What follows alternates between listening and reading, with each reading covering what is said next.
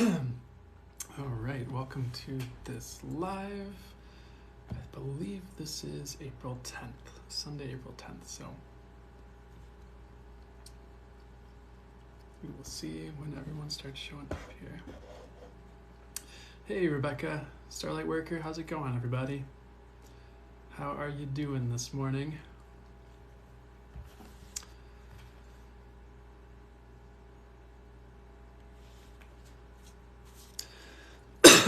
Hey, Leo, how's it going? It is. Whoa.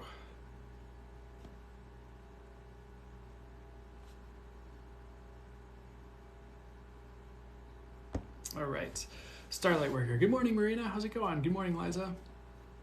Hey. All right, so Starlight Worker jumping in. So any guidance for April for Starlight Worker? So I want to see what they have to say. We are pulling cards. So with Our Lady of Becoming coming out here from the Mother Mary Oracle card deck, I was getting a message of like stepping into the new. So let me see what they have to say here. Pretty much for you, what they want to say, Starlight Worker, is all new is coming. Like even like new trajectory, things like that. But you're going to be stepping into new in April or soon after April, essentially, is what I'd say. I would also be patient this month in general. They're reminding me of a Gary V quote, if you know Gary V on social media. And it's like, I forget the exact phrasing, but it's like macro patience, micro hustle or speed or something like that. And the whole concept is like, for your big picture goals and ambitions, it's like be patient in getting there. Like for the big things, like it's okay if it takes, some time, but for the little things, like be taking action every day to try and get a lot of stuff done. And I'm not trying to say to tank your work-life balance or anything like that, but it's more of a reminder to stay patient with things you're trying to do. Because you'll get there with a lot of it. It's more just like, don't overwhelm yourself in the meantime, if that applies. Another card for you. Anything else for you for April here? Another message I'm getting for you, which is kind of along the same vein, is don't force things to blossom. It's kind of like if you're growing a garden, you can't force flowers to blossom, prematurely or before they're ready. Like they kind of they open at the right time, they blossom at the right time. It's just a reminder for you, in case that if you feel like you're trying to force anything to succeed or to blossom in your life here. So anything else here?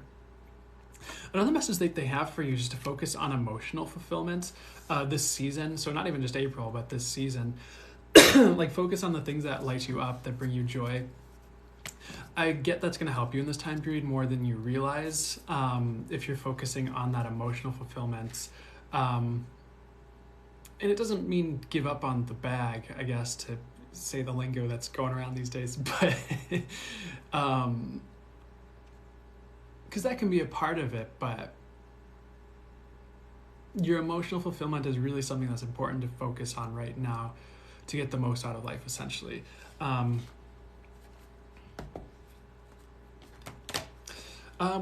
pulling a tarot card. We have the Star for you, just regarding April here. I'm getting the word healing with the Star for you.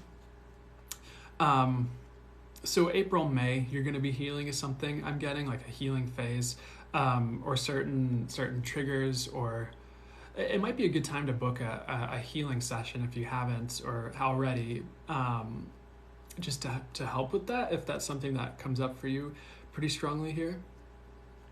And again, like there's a reminder, like you're being guided in the right directions, just stay patient. So anything else with the Star card for you regarding healing or anything else here?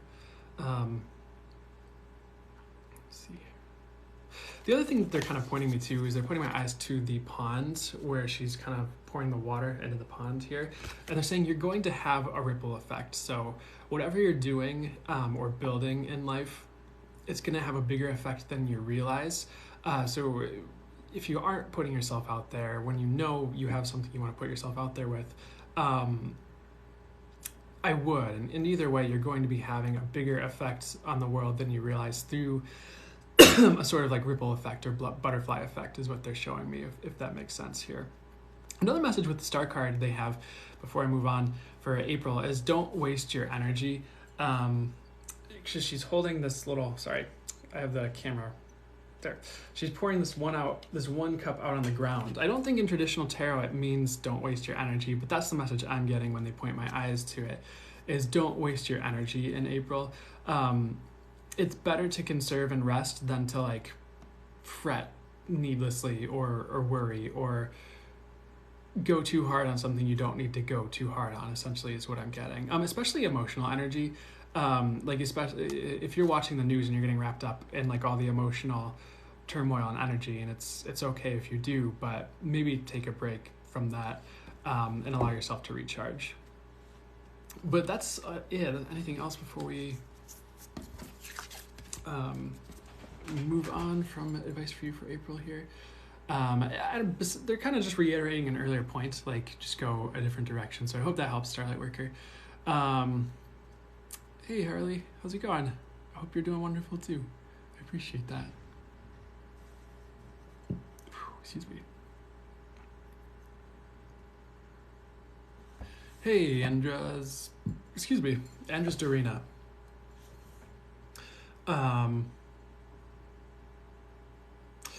You asked, is Cyprian your soulmate? The answer I was getting was like, is Cyprian your soulmate? When I saw your question first, what I was hearing was one of many, or at least he's like soulmate-like, where that energy is there. I wouldn't say he's like the one, but I hesitate to say there is a one. I'd say there's multiple people who could be aligned the ones, if that makes sense. So yeah, he's a soulmate. He doesn't have to be your person. But you have met before in a past life is what I'm getting. So I hope that helps and answers that.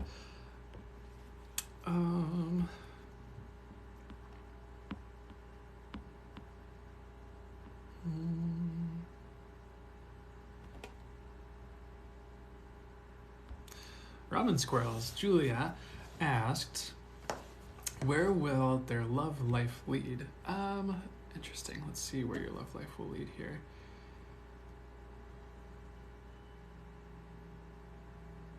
Okay. If I'm being completely honest with what I'm seeing when I look at it, like there are going to be certain points in your love life that do potentially lead to, and hear out the whole thing because it does get good. They showed me like a path of like where your love life leads, and there were certain like pits, and it was like there was like certain things that were like disappointment and like betrayal, but that was temporary, and that was like kind of like one-off things. But on the other side of that, where your love life is leading, is like there's some really good things like hope, positivity, finding people who are more long-term, essentially. So for some reason, the advice for you is really pay attention to the vibe of someone when you first meet them. Not the second time, not the third, but like that first initial, like, what's the energetic impression you get? Because a lot of times people will cover that up the second or third time is something I'm getting to kind of describe that, or they'll have their like front on. But sometimes you look at someone and you get that initial like energetic, like, oh, okay, I see you. Trust that, if that makes sense. Because you might meet someone and you're like, oh, they're really... I'm not trying to say like judge them for being judgy, but be aware of what's going on, with your intuition, energy awareness. And you might meet someone and they're like really judging like the cashier or like you, or it feels like they're judging you. And then like the second time you hang out, it's like, oh, they're really cool and they seem so nice now, and da-da-da-da. And then the third time, but then like long term, you're like, oh wait, they're just judgmental and they just kind of were really nice to get my favor or something, So that's just an example. But anyways, going back to your love life, let's see what's going on. Because the card I pulled was, I put it back at the deck, so I don't know where it is now. It was Our Lady with the moon at her feet was the card I pulled here. So let me see what that is for you regarding your love life.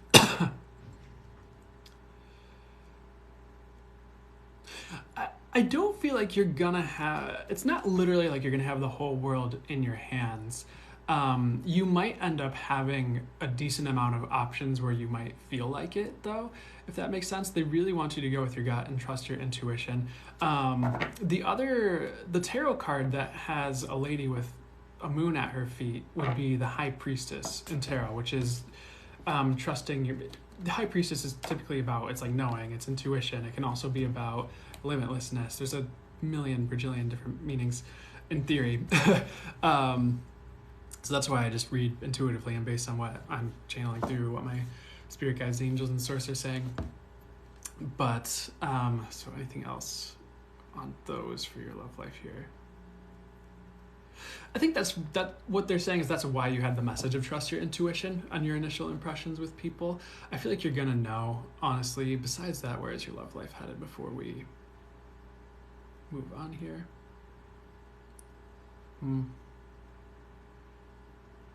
Yeah, I mean, I keep getting this message like, hey, you're going to have multiple options coming up, but you just choose wisely and you're going to be okay, essentially. And yes, you will have love. And like, you will have a long-term love partner as well if you're trying to go for that. But one of the messages I'm getting is like, don't get so attached that you push them away. And hopefully that's helpful advice and it doesn't cause you to like freak out and go the other direction too hard, if that makes sense, where you're just like aloof and strange, but you won't be, I'm getting. Anything else before we move on here about your love life? One of the messages they have is like, hey, I would have fortitude. Like if things aren't where you want them to be right now, or things do turn up that like are painful or do kind of suck, like don't think the world's out to get you. Don't think you'll never have love. Don't think, oh, is this it? Are all people of the gender I'm attracted to or genders I'm attracted to awful? Because no, they're not. Because right now, in some ways, there is some self-development that's taking place. So you can have those higher matches, if that makes sense. Hence some of the betrayal and disappointments. But you'll get there. So I hope that helps, Ramen Squirrels. I hope that is good for you. Makes sense. Oh, hey, all 140 of you. How you doing? How's your Sunday? Well, it's morning for me, but it might be afternoon or might even be midnight for some of you. How are you doing today?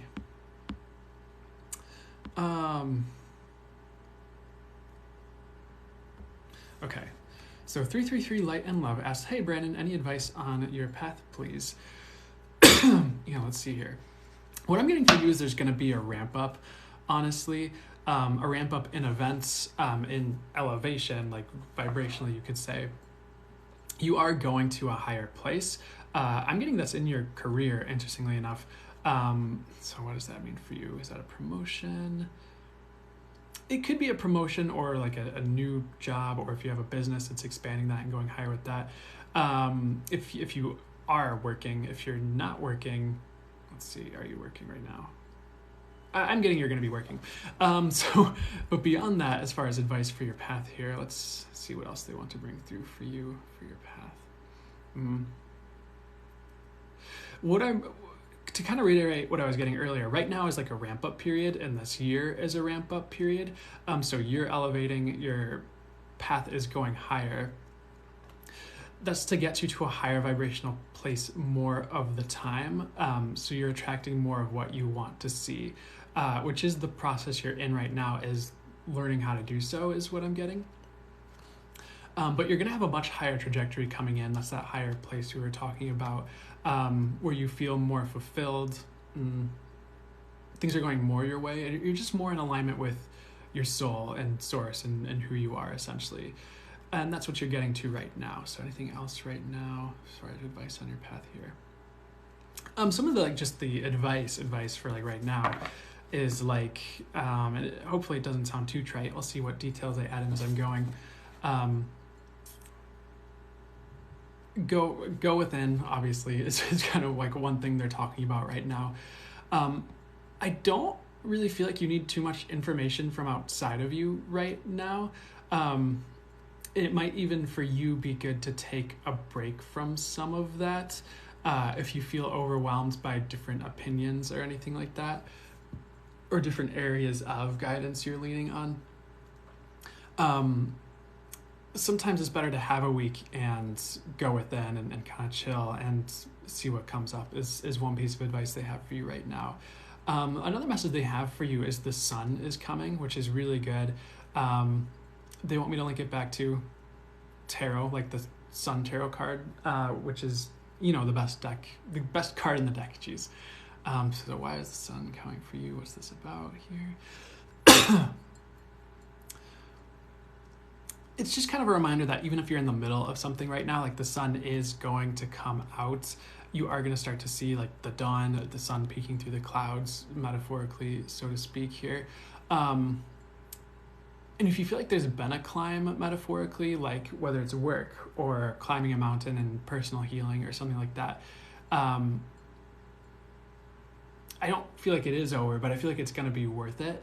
Is something I'm getting as well. Like, you're going to be coming out the other side of that. So anything else besides that for you in your path? 333 love and light and love.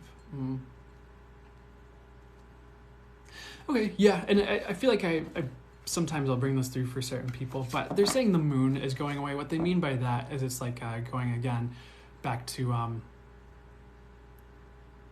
the moon tarot card. In tarot, it's like usually it's a period of confusion, or you're not always sure what's going on, or just a period that just takes fortitude and you just keep going. Like, they're just saying the moon is going away, essentially. They're showing me Saturn as well, interestingly enough, and they're giving me the word structure when it comes to Saturn. So what's the message for you regarding structure and Saturn here? One message for you is it is a good time to restructure things, like even your approach to life, like your habits, the way you approach people even. I feel like in some ways you might be restructuring as well, but that's a bit of a theme for me, it's going to be summer, spring. It's spring now, it's going to be summer. If you're in the southern hemisphere, it's autumn and it's going to be winter. But these next few months, I guess you could say, is going to be a bit of an internal restructuring, but it's also going to be like, what are the habits that serve you? What are the habits that don't? And really looking at that. And I'm getting this message like Saturn is really calling you to restructure. So anything else? So, okay, what? So they're saying there's going to be a Jupiter period for you in the winter. Jupiter typically represents good fortune, good luck, wealth, I'm pretty sure, abundance. It's like good things. Jupiter is like a big happy boy up there in space. So I'm not like a studied astrologist. They're just showing me Jupiter and telling me to relay that meaning, essentially.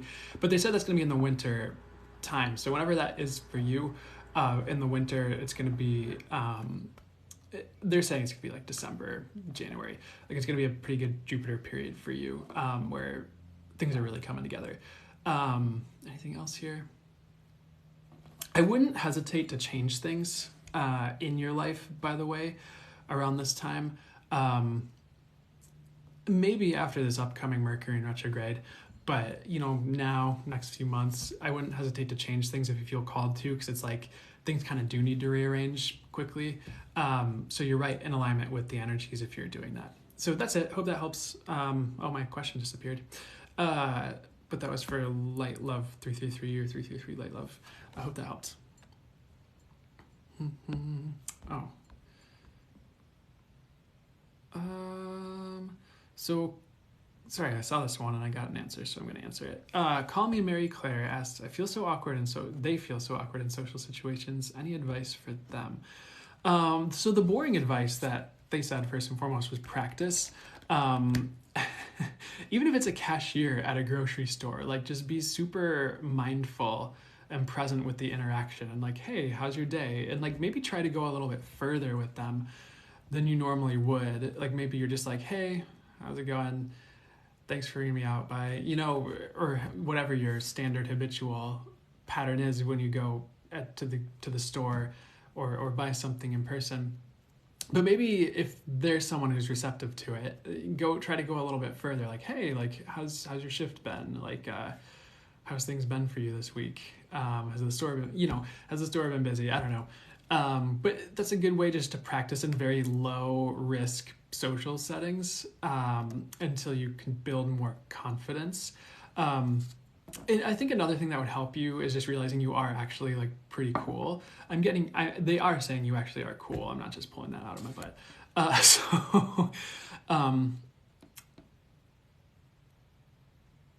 But one way to get to that is just practicing your social skills so that other people can get to that place, and see that with you, and you can kind of open that up more. And I would also just go to parties, even if you don't want to, and find like one person. You don't have to cling to them, but just try to talk to them essentially.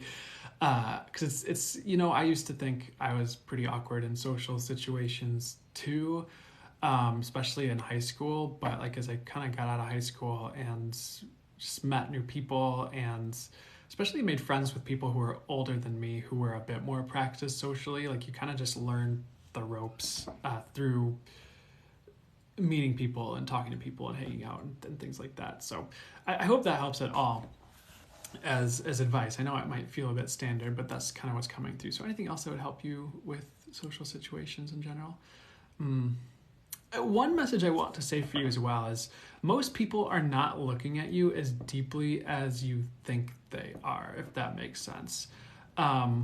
If people are judging you because you feel awkward or about something, that's more on them anyways, of course, and where they're coming from than it doesn't really have much of anything to do with you at all. Because if they were reading you and the situation accurately, they wouldn't judge. They would just be aware, like, oh, maybe she just feels a little awkward in social situations because of X, Y, Z. Or maybe they'll be like, oh, she seems a bit timid, or they seem a bit timid, but that they're not going to judge it. They'll just be like, oh, okay, maybe I could, if I feel called to talk to them, I will. I would also invite in friends and start to manifest friends from, with the universe, or maybe even manifesting situations socially that are for your highest good, that you feel comfortable in, that will help you grow and become more comfortable socially. And start to call that in so you can get the practice and learn and grow in the best ways for you. So I hope that helps at all. Call me Marie Claire, and with what you're going through. And I feel like you will step out of it. I think it's something you kind of grow out of, or is like social awkwardness. I don't know if it'll just go away tonight, but I feel like if you're willing to put yourself out there, it's going to be okay. You're welcome.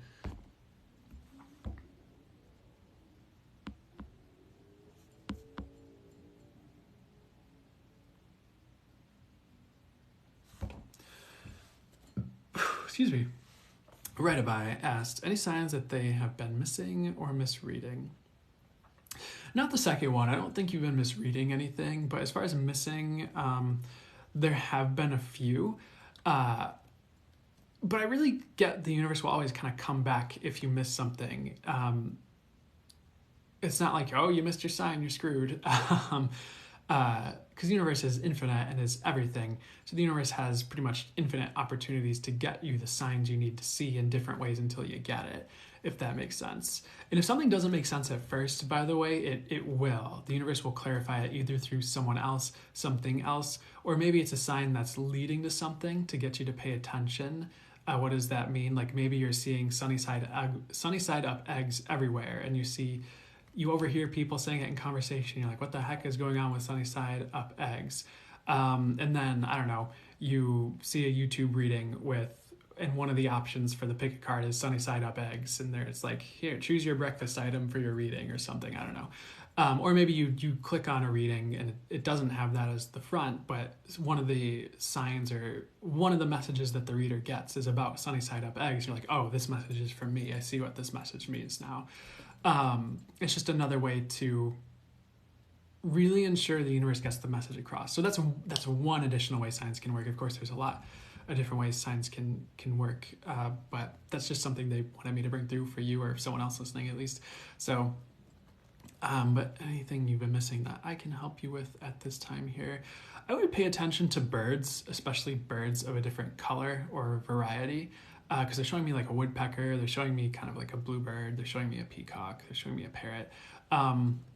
So I'd look into birds and what they mean if you start seeing birds around you or jumping out at you on social media, like flamingos showing up. So and you might even want to look up the spirit animal definitions on Google if you start seeing a bird all the time and unless you already have a meaning linked in with the universe on that bird. Like for me, bluebirds mean happiness. So if I see bluebirds, I'm like, oh, cool. And you know, like cardinals can be a passed on loved one.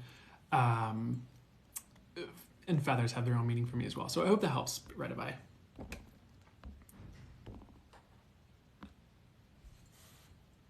Peacock is a sign for me, and I was thinking about eggs for breakfast. There you go. Yeah, I mean, I just give the examples. You're welcome. I just give the examples they show me. Yeah, for sure. That is a good question about missing signs.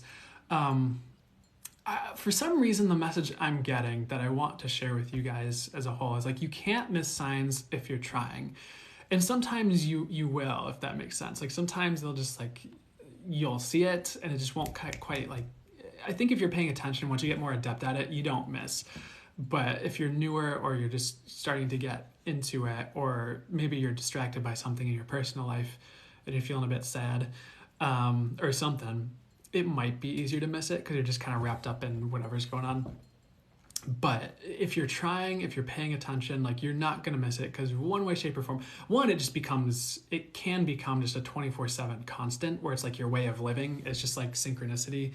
And that's, I don't know. I'm not trying to toot my horn. That's how it is for me. I'm pretty sure there's other people out there who are like that too, though. I'm not trying to be like, I'm so awesome. But that's just like, it does, if you're paying attention and working with the magic of the universe and operating with that, like it does become a constant in your reality, or it can. Don't go crazy with any of it. You won't. I'm getting you guys won't. But yeah. So like, but if you're just paying attention, like even if you miss something, there's like, again, there's a bajillion other ways that the universe can show you that sign in a different way, or get someone else to point something out to you. So I hope that makes sense.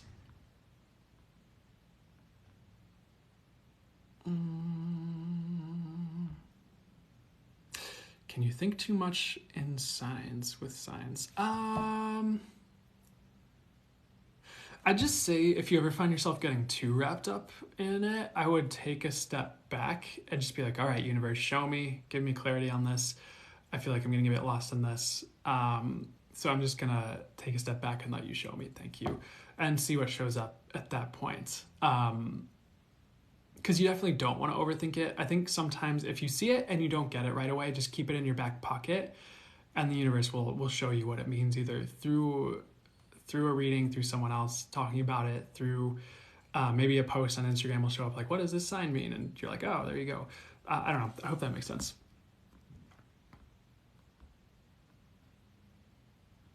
All right. So I'm going to go back to the Q&A here. Ooh. I'm going to drink some water.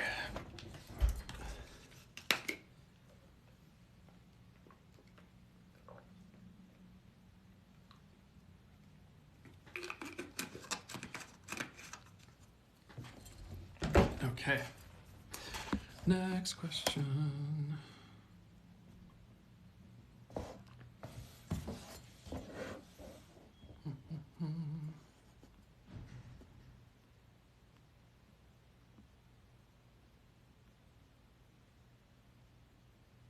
Sorry, guys. Looking through the Q&A for what would be good to answer next.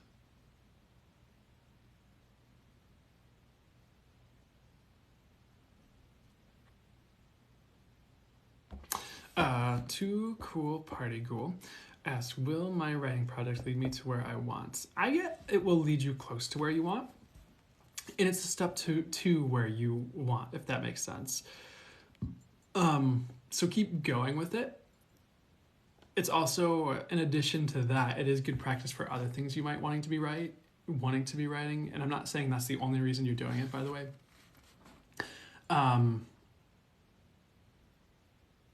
So I don't know if it'll lead you to everything you want, but it'll lead you close, and it will lead you at least a step closer, is what I'd say as an answer to that question. So I would keep going with it, and don't give up on it just because I didn't say you're going to get everything you want out of it.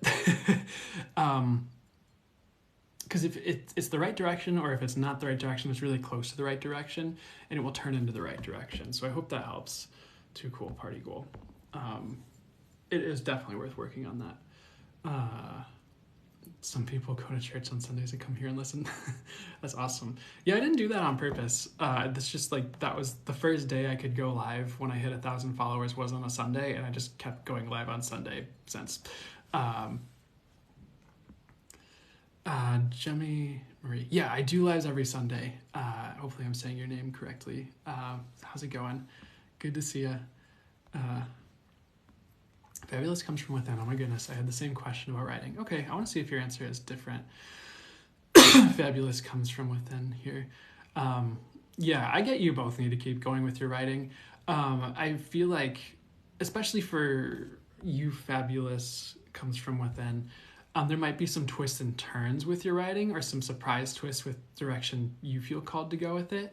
But I would go with your gut on that, because it's like, it will make a better writing, essentially, is what I'm getting. A better product, whatever you want to call it.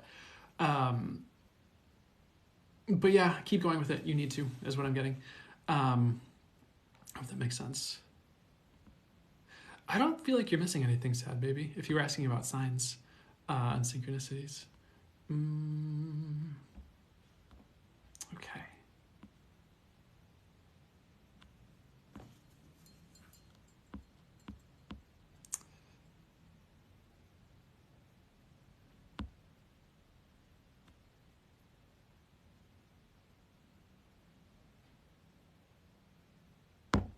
Okay, Source Soul Love. I'll see what messages come through for you. But you said, "Hey B, would love some encouragement, love." So let's see what they want to say for you. That would be highest and best for you to know. That would be encouraging for you. Our Lady of Growth assured. One thing I am getting for you, Source Soul, is you're on a growth path, and sometimes there may be some difficulty. Not always, when you're growing, or when you're learning something new, or when you're trying something new. But on the other side of that is mastery. And again, like for some reason I keep getting like sometimes when you're learning something, things get difficult. But as you keep going, things get easier.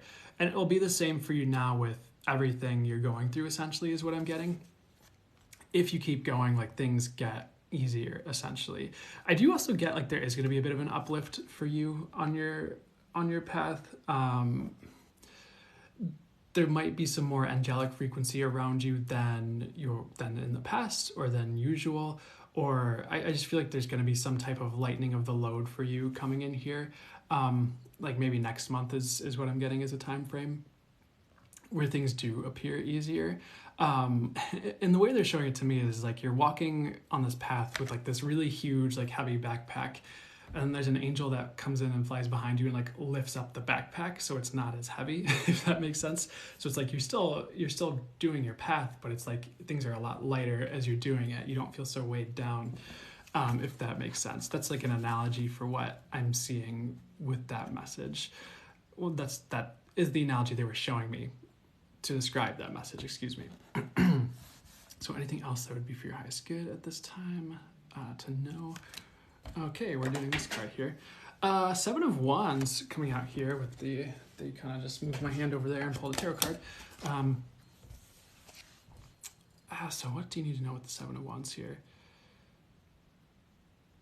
So Seven of the Wands, like the phrase that keeps coming to me, and I've heard other readers use this phrase, is like defending your position at the top of a hill, essentially here.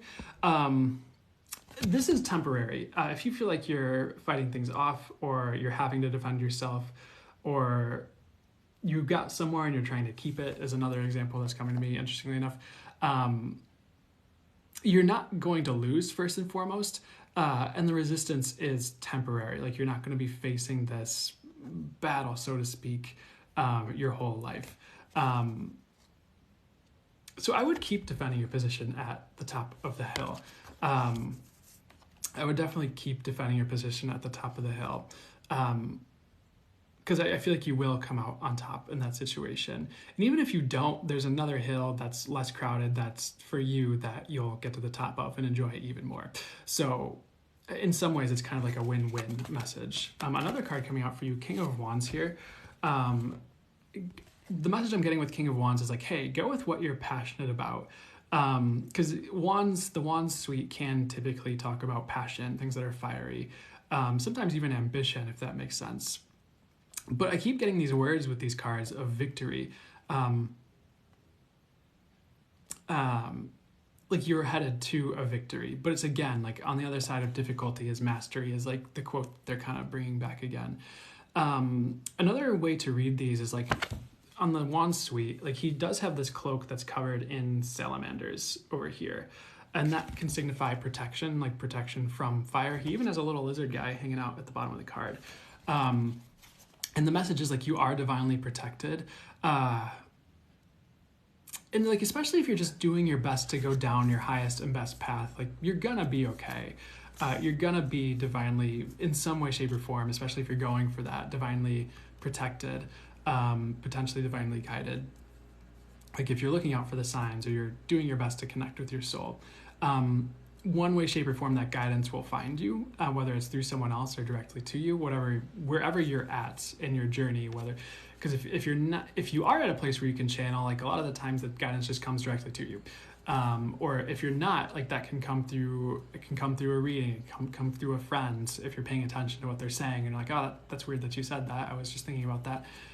It can come through your parent. It can come through, the universe is everything and everyone. So the universe can work through anything and anyone.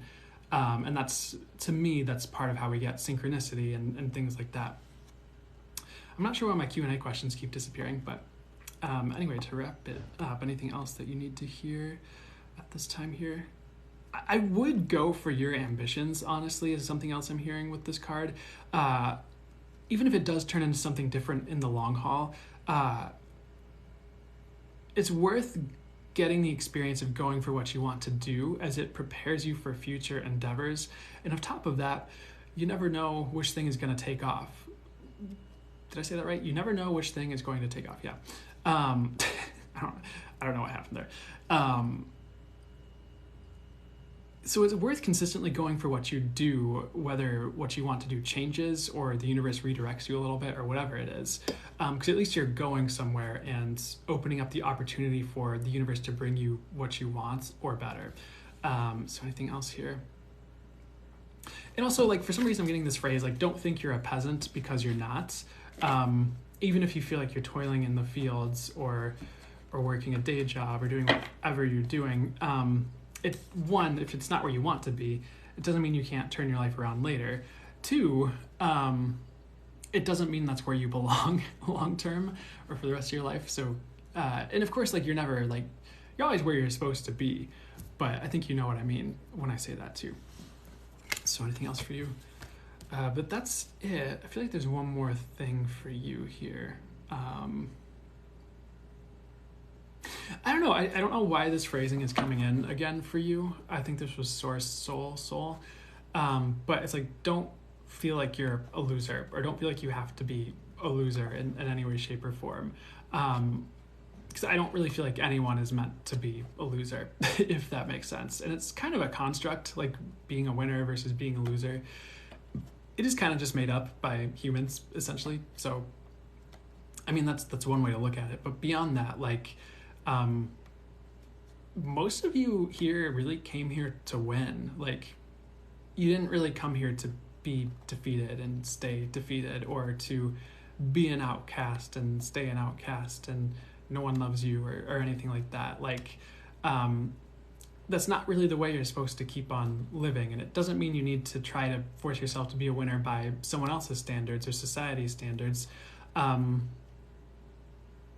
it does potentially mean to look at, what does winning mean to you, or what would really feel like winning to you and feel fulfilling to your soul, and maybe go that direction of like, what would it take for me to be the winner I want to be, and what does that even mean for me?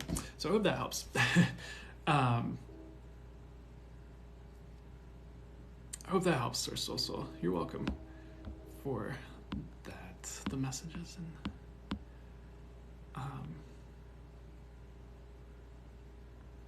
SE022 asked, and of course, my disclaimer, I'm not a licensed physician, so don't treat this as a replacement for that. but I see O22S, will their health get better? Long term is what I'm getting. I would keep seeing all the professionals you need to see. I would keep looking into what would help you feel better. I would keep looking into things because eventually there will be breakthroughs that happen like over the long haul. But you have to keep with it is what I'm getting. And again, like they did specify long term. So I don't really feel like you're gonna die. So I hope that helps. I see. Hope that makes sense for the situation. But I do overallocate, yes.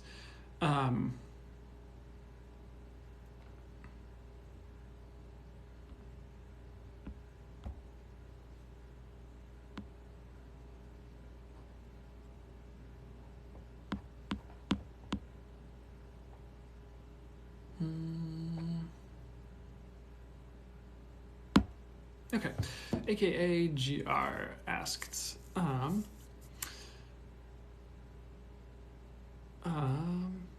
okay, sorry, I'm getting distracted. AKA GR asked, love reading or any guidance for me, for them. So let's see here, love reading and guidance for AKA GR here. What would be high semester for you to know right now here? I do get your love life is going to spice up, actually. And for some reason, they're giving me the month October, which seems a little bit far out, but meh, that's what they're saying. So, love life is going to spice up. How so here? I was going to do like I was thinking about doing the whole speech about working on yourself, but then they're like, no, you just need to put yourself out there. So that's part of your message is like, if you're not already, is like, I would just be putting yourself out there in love if you feel like that's something you need to do if you want to find someone new. Like get on the apps. I know they suck, but even just getting on the apps is like, it's the action. It's like an intention. It moves the energies that direction to start to manifest that coming in, even if it's not through the apps. And for anyone who's curious, one time I just downloaded all the dating apps on my phone and I never made profiles, and then it manifested.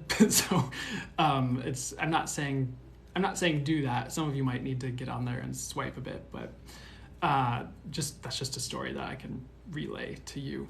But anything else you need to know regarding love? So Our Lady of Love, the card coming out here on this. So what is the message for you here? I mean, there's just a message like not to give up on love, essentially, first and foremost.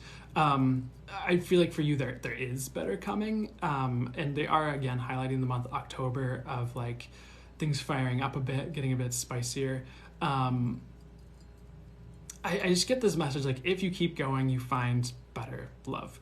So anything else you need to know on your love life here? Again, there is like a message of just like don't regret the past. And just a reminder that the past does not dictate your future love life. There might be patterns you're wrapping up. There's a few you wrapped up. I feel like there's a few more you're working through. I also don't feel like that matters.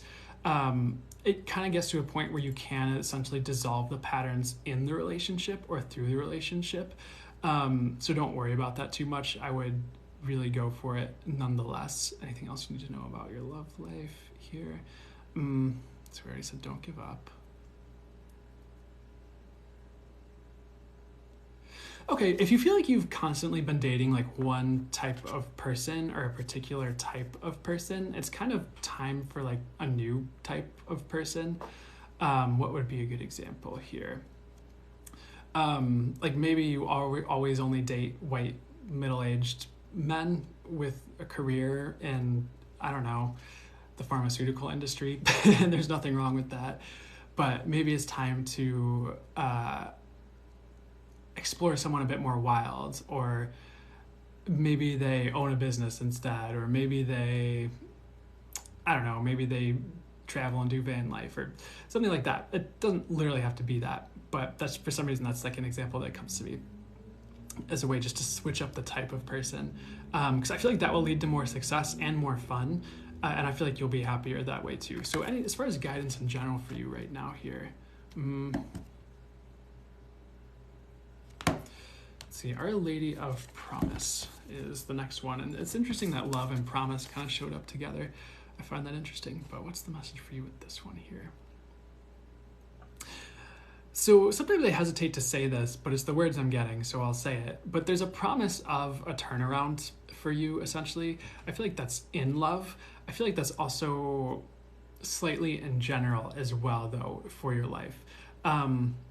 If you're, now they're going to bring it in. If you're doing any type of work to improve yourself, things are going to turn around. And it doesn't mean you have to like try to force yourself to do shadow work and beat up on yourself every Sunday or something like that. But it can mean just being open to the healing and open to seeing the patterns that need to change and like putting the intention out there for things to shift for the highest good and seeing what shows up for you to work on as you do that. Because in a sense, like everyone right now is kind of getting rearranged in some way, shape, or form, whether it's outside of them or inside of them. Excuse me. It's for the highest good. It's going to be really fast this year too. Is something I'm getting. I think I brought this through in a personal reading earlier for someone. Questions can't be answered for more than 5 minutes. Okay, that's why. But beyond that, what were we talking about? So we had the promise card. Come on, guys, bring it back. Okay, we were talking about rearranging, and okay, if you're willing and open to work on yourself, it's going to happen pretty quickly, even if it's just like journaling every day or some type of tool to do that, whether it's through a course or someone who's facilitating that, or it's just on your own. Like it's going to happen some way, shape, or form. But it is a promise of a positive turnaround here. So for some reason, they're showing me this visual of like a starry night, and then they're giving me the words like, don't get lost. So I want to see what that even means, because I don't think that's helpful to hear. Just like, hey, by the way, don't get lost. But what would be helpful for you to hear regarding that or in general?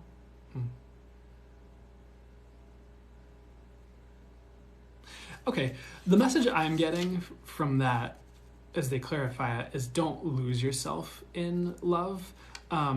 And don't lose your own goals and ambitions in love.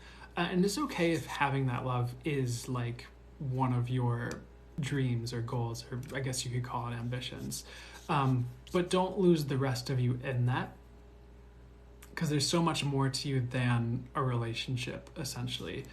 And they're almost calling you like a beautiful dreamer. And so beautiful dreamer. So what does that mean? So don't lose that in a relationship either. Don't feel like you need to get too practical, or you need to dull yourself down, or be less smart, or be more boring or something to have love, because you're perfectly fine as you are. There are going to be things that are coming up to be rearranged, but doesn't mean you're not worthy of it now. So yeah, I hope that helps. Hope that answered that for you regarding your love life and messages you needed to hear right now. I'm going to pull one more card.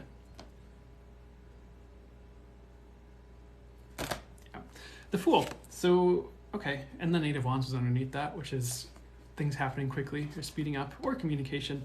Fool is taking a leap of faith. I want to see what the messages I get with these cards are, though. Pretty much what I get with the Fool is time for something new, essentially. But it is more about like a leap of faith and not keeping yourself tied to the past, essentially, and trying something a bit new. So again, like I'm going to go back to some of the first messages, like don't hide away in your house, like put yourself out there, go meet people, because the sun shines if you do, essentially. There's the sun at the top corner, and it shines if you're willing to take these leaps of faith and put yourself out there and be someone different a little bit too. Not that you need to change, but again, don't stay married to the past. Hopefully that makes sense. Anything else for you? There's a bit more with the Fool before we part ways on this reading. Not that I'm leaving the live after this. What else do you need to know? The Fool doesn't hold himself back. The Fool on the card just whispered at me. He's like, the Fool doesn't hold himself back. So the message for you is don't hold yourself back. Like the Fool is totally ready to just leap off this cliff. He does not give a crap. And at the same token, like the question that they have for you is like, what do you have to lose? Not much. And I'm not saying you don't have really cool things in your life or anything like that, but for some reason, that's kind of the message that they're presenting for you. But that's it. I hope that helps. And also, like with the feather and the Fool's hat, it's about divine guidance is what they're showing me right now. He has this feather in his hat. So you are divinely guided in love and your life. So if something doesn't work out, there's a reason. All right, so I hope that helps. I forgot who I was answering that for, because I guess I can't answer Q&A questions for longer than 5 minutes now, but hopefully that was helpful for you. Excuse me. Okay.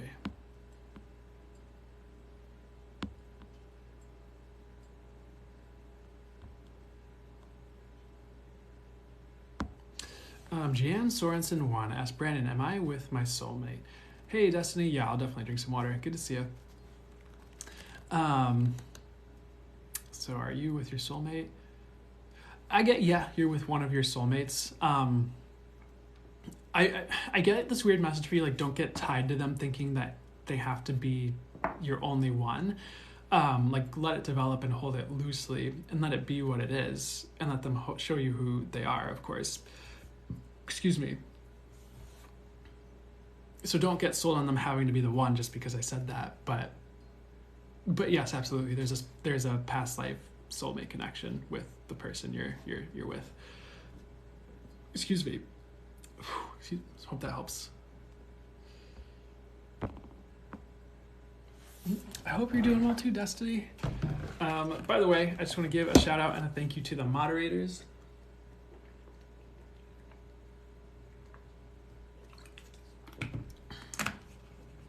Because they really help to help the chat run smoothly, and and also just to all of you guys for being here. I appreciate you guys.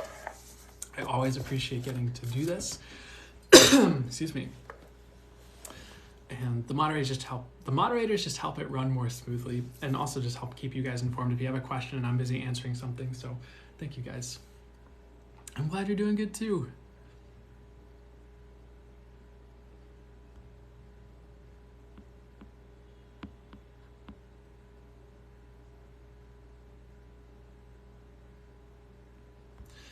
Glam U P Girl asks, will they leave their home state and find happiness?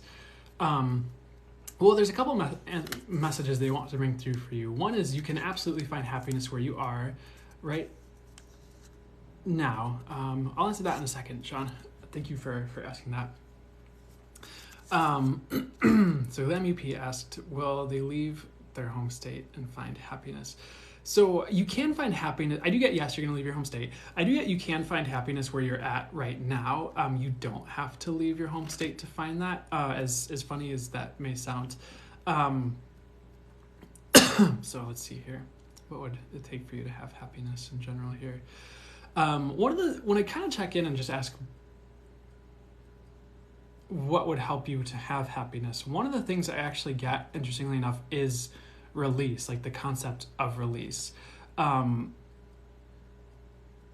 So anywhere that you would look or feel called to look into releasing the past, or releasing past versions of yourself, or releasing energies you're carrying that you don't need to carry, or anything like that, that is going to lead to more happiness for you. It's kind of a reminder, like, don't hold on to things, if that makes sense. Especially things you don't need to hold on to. Because that will help to lighten the load and help you feel happier. Another message I'm getting for you, and I suppose for anyone else listening, is happiness is something you can create or generate. Like, you can choose joy, you can choose happiness. Not to sound trite, I know so many people say that, but it can be true in a lot of instances. So I do feel like you will leave your home state. I don't feel like you need to leave your home state to be happy. Will you be happier if you do leave your home state? I feel like you would temporarily be happier if you left your home state. But it would kind of come down to, like, are you doing the work to get to a happier place, or to get there as far as long-term happiness, is the message I get for you. So I hope that's helpful as an answer. And I know that might not be exactly what you wanted to hear, but I hope it was what you needed to hear. Or something that was helpful for you, at least for the highest good.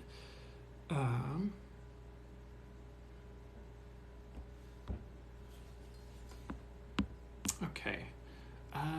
What was I gonna do? Oh, Sean asked. Oh, chat really moves quickly. Oh, sorry guys. I'm trying to not. Okay. Sean asked if I had any new classes, scheduled for next month.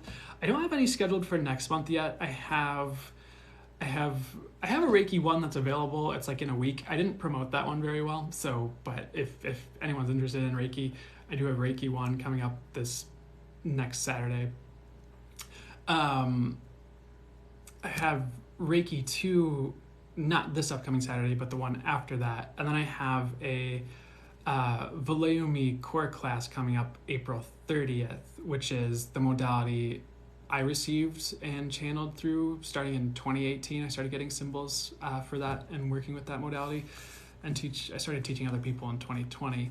But the first class for that modality is available at the end of this month as well. As far as for May, I have not scheduled classes yet, but I should probably get on that sooner rather than later. So thanks for reminding me.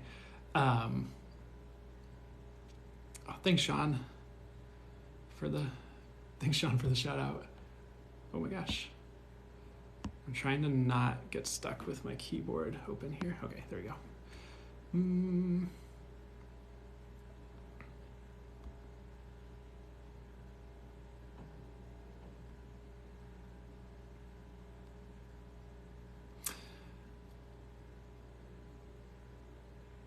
What was it? So Brittany Whitman asked, any reason they can't seem to kick a habit? I'd love guys' advice, please. Let me see what I get for you on that one. Let's see.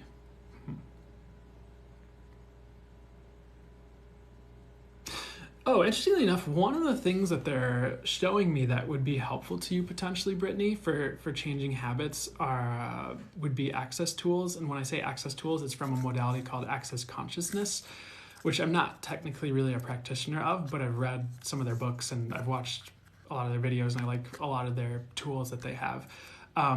So the book you might prefer the audiobook, but Being You, Changing the World Is Now the Time has a lot of different tools in it that you can work with they're more like consciousness metaphysical tools, and they're called access tools. They call them access tools. That might help you to change things that have been really difficult for you to change is first and foremost some advice that they have for you, which is not where I thought they were going to go, but it's where they went. So anything else that would help you any other advice for you for kicking habits here? I really start to look at the unconventional ways to do it. Like if you don't do energy work, it doesn't have to be with me, just it can be with whatever instructor resonates for you, but learning some type of energy work, looking into access consciousness, looking into some of those things, because sometimes the standard practical, I don't want to say practical, because sometimes the standard advice is not practical, but sometimes the standard advice out there works, and sometimes you need something a little bit different to get the results you need. So what else would help you with helping to kick the habits you're trying to kick here? If you haven't read the book, okay, I was going to recommend a whole book, but they just wanted me to recommend one concept from the book, and I'll give you the book just in case.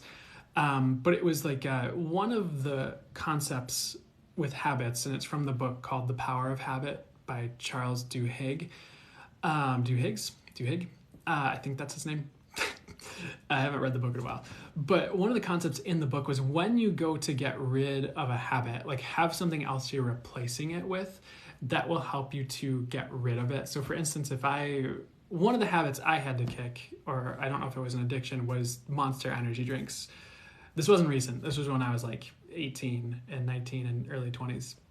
But I used to absolutely love it. I just thought it was delicious. But then it got to the point where I was tired all the time and I was drinking 3 a day. It was not good. So what I ended up doing was just finding, I think I started with it was this product. I don't know if it still exists, but it was Mio. It was a water flavorizer, and you just drip a few of the flavor droplets in the water. And that would give me some flavor that I enjoyed to replace the Monster with. Then I kind of switched to coffee, and it's 1 cup of coffee. I don't even always drink coffee every day now, but 1 cup of coffee is a lot better than like 3 monsters. So it's more like I replaced that habit with in some ways it was kind of damage control, but I kind of feel like 1 cup of coffee a day, especially if it's organic, is actually can be healthy. Especially if you're not loading it up with sugar and creamer. I don't really use sugar or creamer. But it's like, what can you replace, whatever that habit is, what can you replace it with that would be healthy and constructive, or at least like less damaging than the habit you have now? And you can start to walk yourself into a new habit that replaces that old one, is one way you could do it. Another thing, okay, that's the advice that they want me to give for you. I was gonna get into a whole other thing, but they were like, no, she doesn't need that. So I hope that helps, Brittany Whitman, as far as just some advice for starters on kicking habits, especially for you. I hope any of that helps. I drink that Mio all the time. Oh, awesome. You're helping so much. Glad to hear it. Awesome. How does it get even better than that?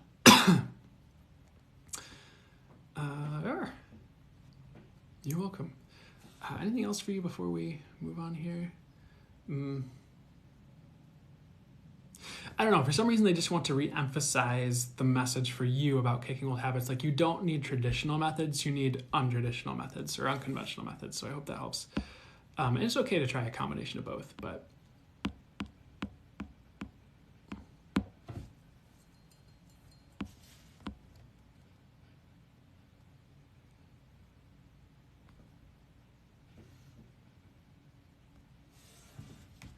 MC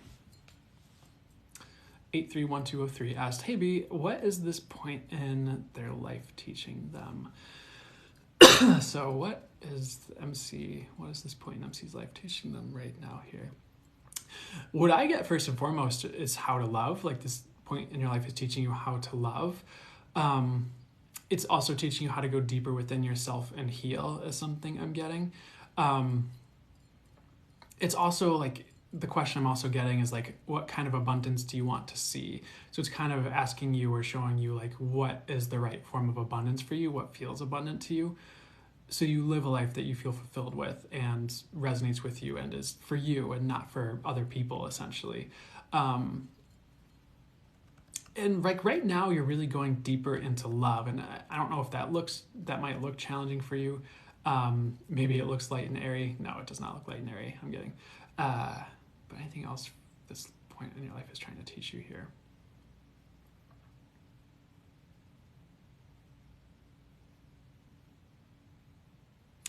It's really interesting because what they're showing me is like, what this point in time is showing you is it's showing you the rules of life. But the rules of life are not always what other people say the rules of life are. Like, for some reason, they're bringing up the 10 Commandments, like from Christianity. It's like, yeah, there's rules that other people made up, but sometimes those 10 Commandments don't even make sense when you look at it in today's day and age. It's like, yeah, honor your parents, but what if you have abusive parents? Like, at that point, you need to honor you. Or, it's like, it kind of, I don't know. But for some reason, they showed me like Moses with the 10 Commandments and like pointing at these stone tablets. I'm not really Christian. And the message they were giving me is like, you're learning the rules of life, but they're not what everyone has told you the rules of life are. Or you're learning it for yourself. What are the true rules of your life so that you can live in the highest ways for you? And that doesn't have to look like anyone else or the rules anyone else makes them for themselves or the rules anyone else has made up, if that makes sense. I was about to segue into something. I might, because I get really annoyed with all the laws people come up with, like the law of attraction or the law of assumption. It's like, who made these? They're not laws. Like, it doesn't always even work that way, in my experience and with what I get. But I think it can work that way if you choose it works that way, and if you manifest it works that way, and you're putting your energy into things working that way, you can create it working more that way. But they're not necessarily totally laws. And I think sometimes it's a bit of a misnomer to call them laws. Sorry, tangent. But that's my take on it right now. But I hope that there's one more thing that they want to get to for you. Okay, the other thing that you are learning at this point in your life, Our Lady of Soul Birth, is how to let your soul in and how to let your soul run the show instead of your human mind. And I don't like the word ego, but that's what they said, human mind and ego. It's not like you're totally there wrapped up in ego all the time either. I feel like you're pretty good, honestly, but it's more like letting your soul in more strongly. And again, allowing your soul to run the show more. So I hope that helps. Okay, another thing this point in your life is showing you is that it's definitely okay to like, because it's showing me like water and an ocean, and it's like you're floating in this ocean, which kind of symbolizes rebirth, but I don't feel like maybe it has to do with rebirth, but I'm getting this message like it's okay to be different, like you can be different and be okay. And the meaning I was kind of feeling with it when they were showing me that visual was more like it's okay to be different than you used to be, and you'll be okay, if that makes sense. That's more the meaning I was getting from it when they showed me that. So I hope that helps here. And it's definitely okay to be the magic that you be. So that's a lot of different things, but hopefully that all makes sense. You're welcome, Alina. Thank you.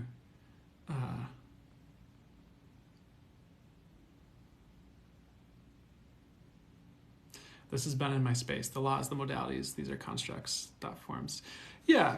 And sometimes there's something to them. But sometimes there's not. So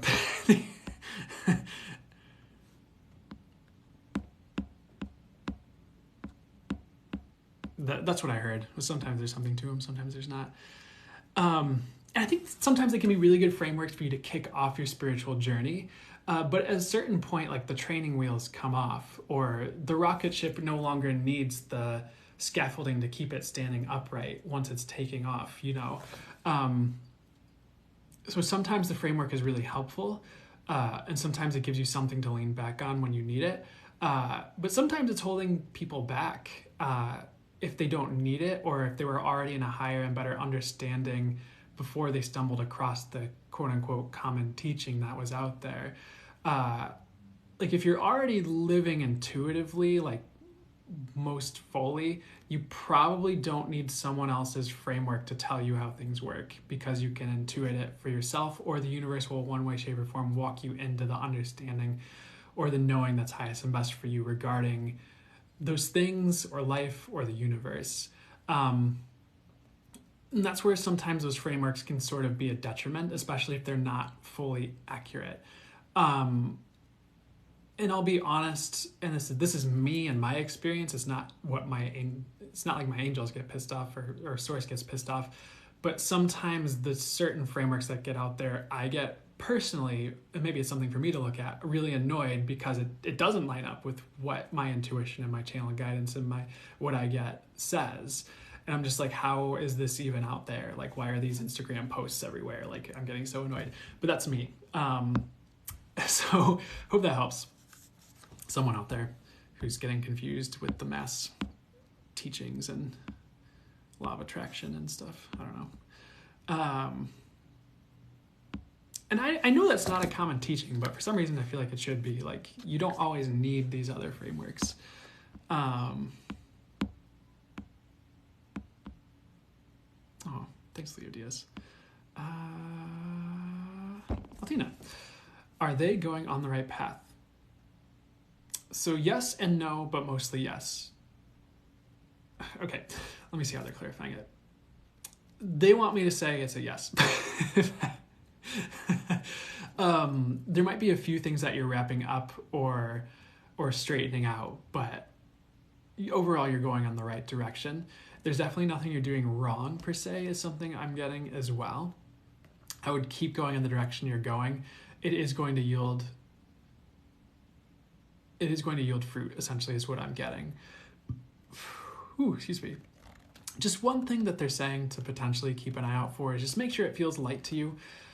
Make sure it feels like it's going on a lighter trajectory. Excuse me. And I am kind of borrowing from Access Consciousness a little bit, where it's not even just Access Consciousness, but you can kind of feel into your trajectory and your path. Like, oh, how will I feel? You can get any energy from source. You can ask, how will I feel if I do this? How will I feel if I keep going down this path?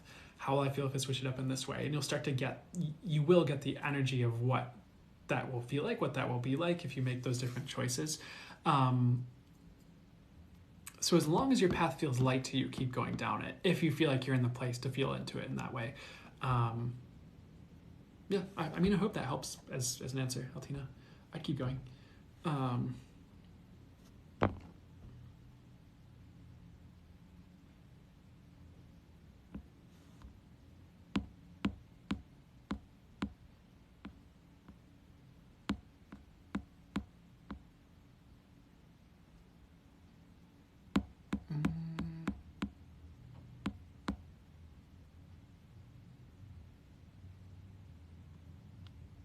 Sorry, I'm going through the Q&A here, guys.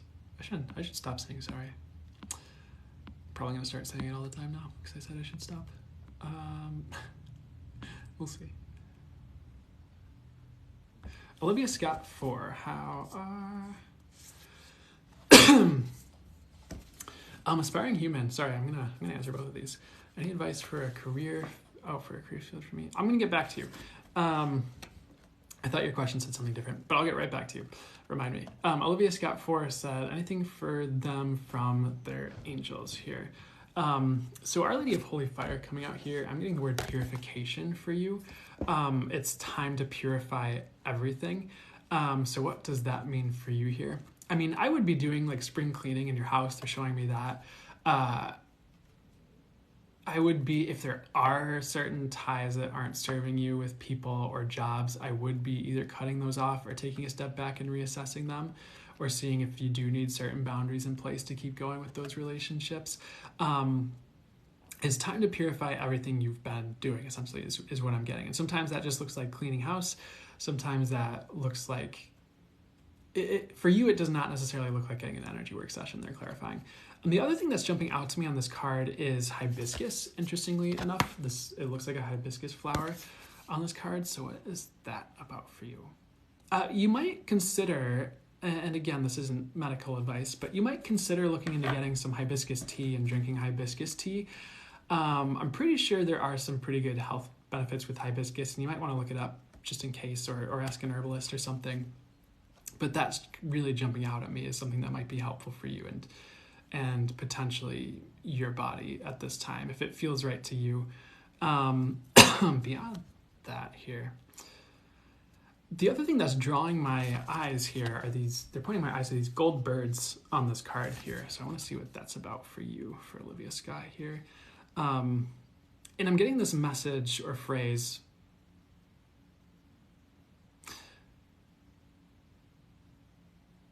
waking up to the golden you, which I think is a really interesting phrase, but I want to see what that even means. Sometimes you're meant for a lot more abundance than you realize, essentially. Sometimes you think you're meant to just have a plain old boring average life and get your office job and, I don't know, wither away in obscurity. But I don't feel like that's you necessarily. There's a lot more abundance coming for you than you prepared for, interestingly enough, or than maybe you were ready for. But it's a good thing because it shows you more of your worth, and it teaches you, like, you can be a person that has abundance, or maybe you'll be someone who ends up teaching abundance as well, or helping other people with abundance. But I feel like you're meant to be abundant, and there's a message to not give up on that as well, interestingly enough, which is a good message for you. Anything else that would be for your highest good at this time here? So this is what's coming in for you as well. Our Lady of Answered Prayers is the card number 7. And it's essentially answered prayers or wish fulfillment. It's reminding me of, I know this came up in an earlier reading here, the Star Tarot card, interestingly enough, is like what they're showing to me while I have this card in my hands, which is also about hope. And I don't know if y'all are young enough to remember the Disney movie. It was like the Lizzie McGuire movie. I did not like that show personally as a young one, and I didn't really like the movie.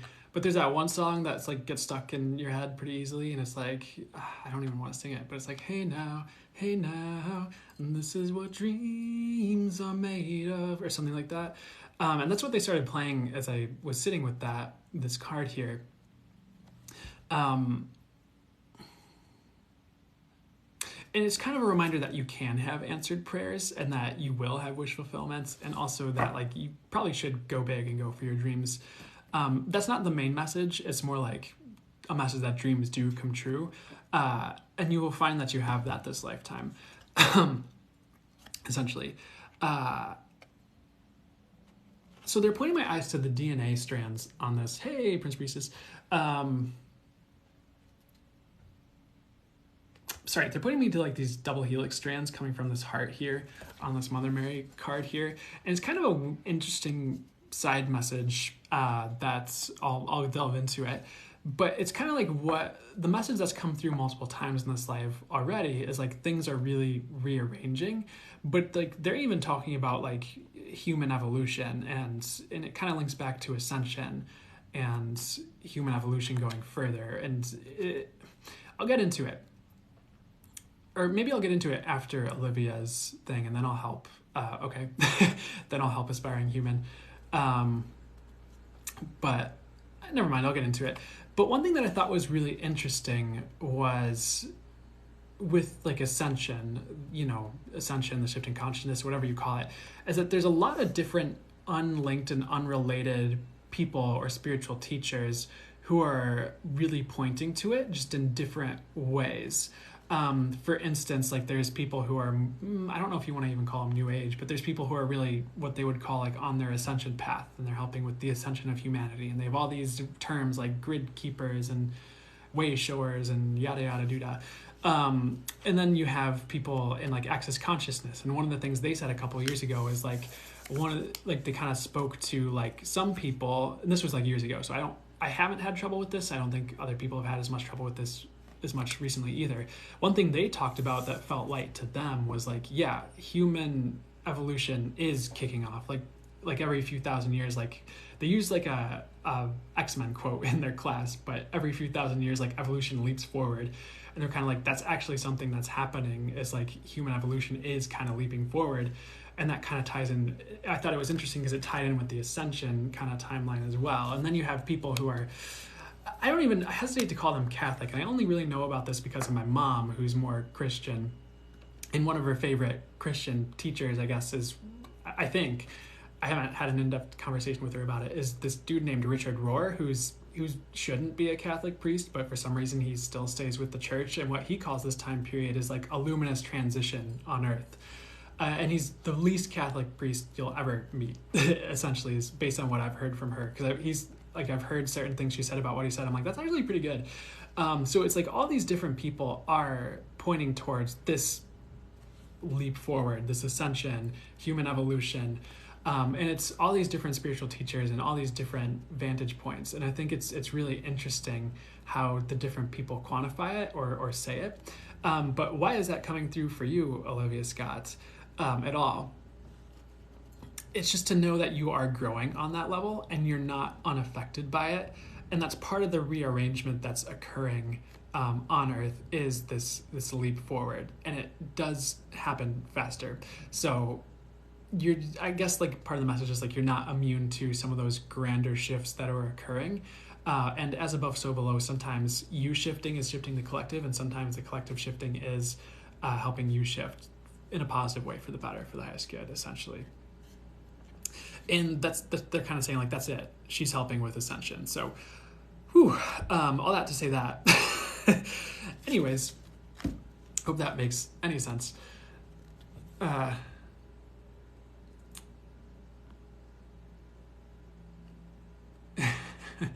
that helps.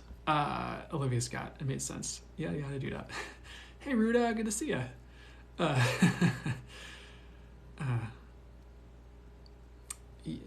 You're welcome, Source Soul. Have a good time.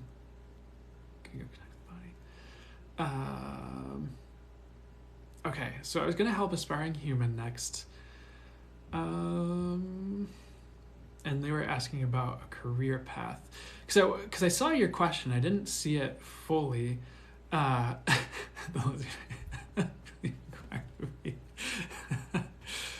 glad you guys liked it.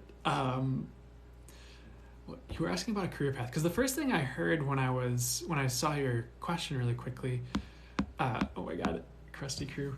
Uh, um, Thanks, Ruda. I'll definitely drink some water in a second here. Because I was just definitely getting for you to switch it up career-wise, aspiring human, as far as what the best career path is for you right now. I'm curious if you would consider doing something that's more freelance, where you're doing multiple things, and have a bit more freedom with your time and schedule. That might be something that's easier for you, or that would be a good direction until you figure out like a concrete, like, this is it. Because I feel like you'd be great at freelance and like potentially being your own boss, or keeping up with that, even if it's freelance writing or anything in that direction. Anything else that would be helpful for you at this time? Like, what are you built for? What are you built for? Because I feel like you'd be a great coach of some sort.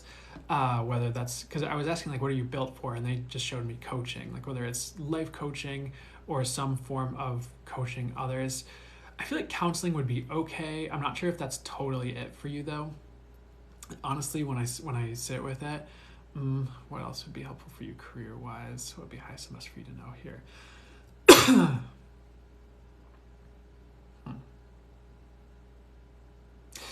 For some reason, they keep coming back to that first message I brought through, and maybe they're quantifying it a bit differently. Is like, what they're saying is there's multiple things for you. Do multiple things. And that might look like you have a main gig and you're doing things on the side. It might look like you're doing freelance writing, but then you're also doing life coaching. It could look a number of different ways. And if there's something spiritual you want to do, don't hold back on that, just because I'm not totally saying that right now, by the way. It's more this concept of like, don't do just one thing if you can help it. Anything else that would help you regarding your career, that would help you move into something here? I don't know, maybe spiritual coaching would be something you look into doing. But if you feel ready for it, if you feel like you're on that level to do it. But you'd be great at coaching, wherever you're starting off with. I hope that helps aspiring human. I don't know. I'm as I sit with it, I'd be like, they're like, oh yeah, they'd help you if you sat down with them. I'm like, oh cool, that's awesome. So hopefully that's a good start for you as far as, yeah, I hope that's a good start for you aspiring human as far as career, and direction. But I definitely would do multiple things. That truly is perfect. Glad to hear it. Go get them.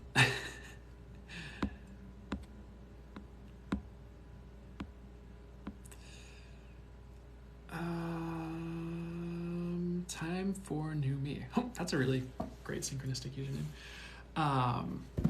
Will they be able to make a good living performing? Yes, if you keep at it. I'm not sure you will at first, is what I'm getting. But it's a high probability if you keep going. There is a message for you, like there are more things for you than just that.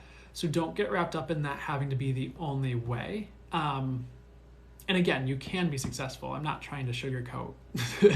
I'm not trying to sugarcoat this. That's the answer they're giving me.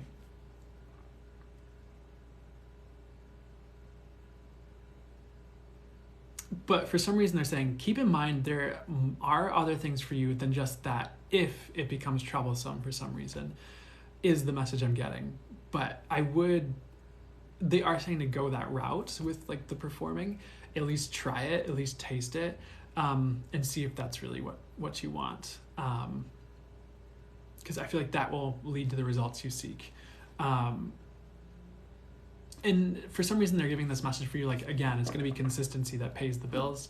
So for some reason they're just saying make sure you're doing something consistent. And I'm not saying, I don't know, like doing consistent performances, that's pretty much what they're saying on that route. But yeah, you'll be successful if you keep going. But yeah, hopefully that answers that in the right way for you. Yep, water.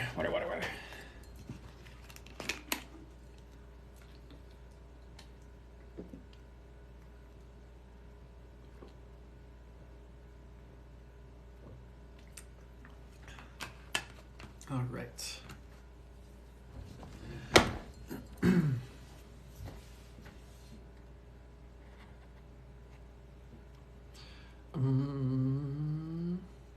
interesting question. Yes, no. I have many. You have many. Ruda has many deja vu moments.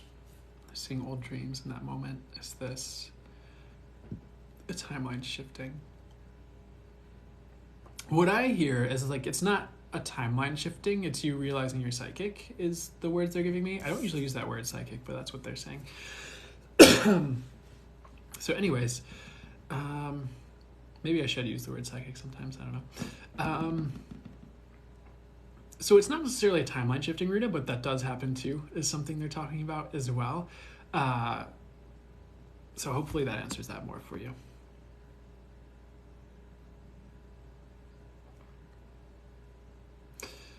Isabella Lowly 14, Brandon Help, could you give me some career guidance and what's to come about it, please?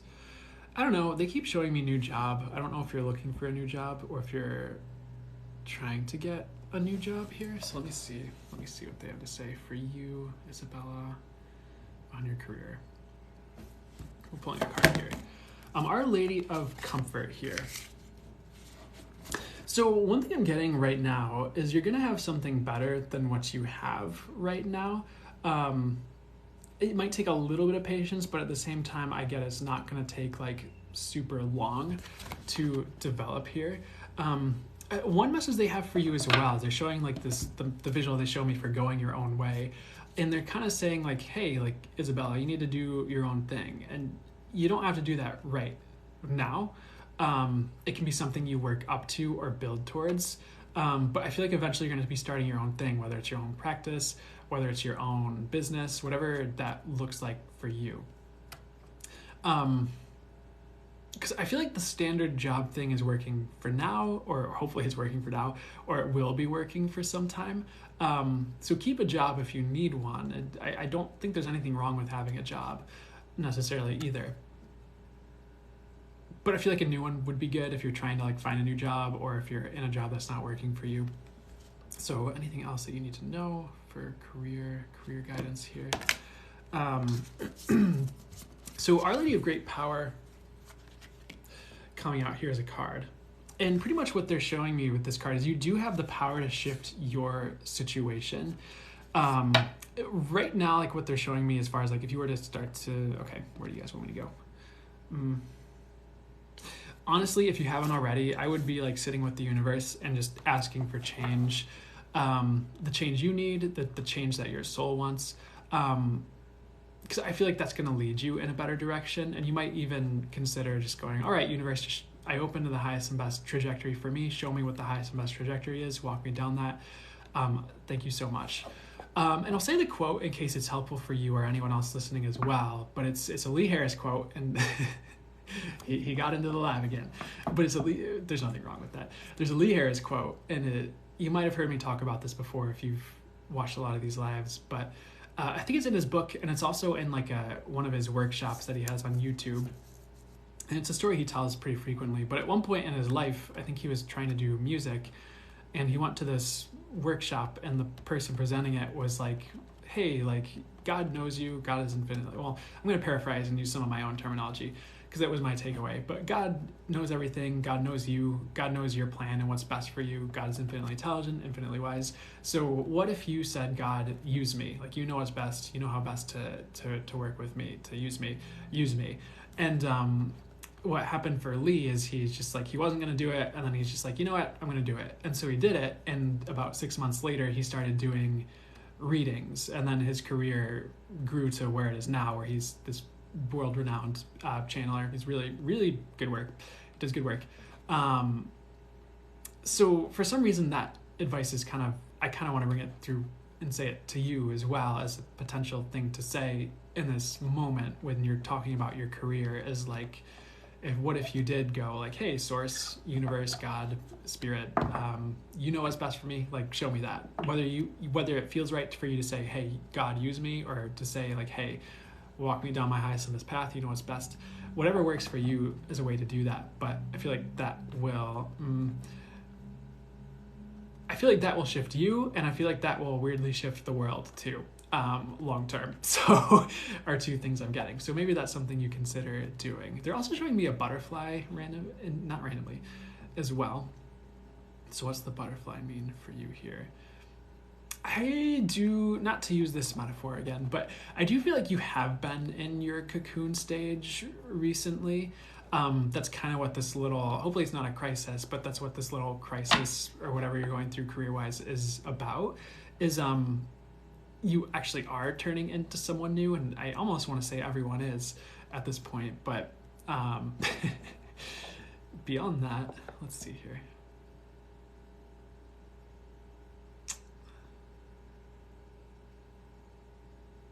I'd say part of this new phase and like either a new job, and it can be the same field, new job or new career or going your own way, is part of like getting into that butterfly mode. So don't feel like you need to quit everything and start a shoe business tomorrow. Look at what's practical for you right now as well, as far as the next move to make.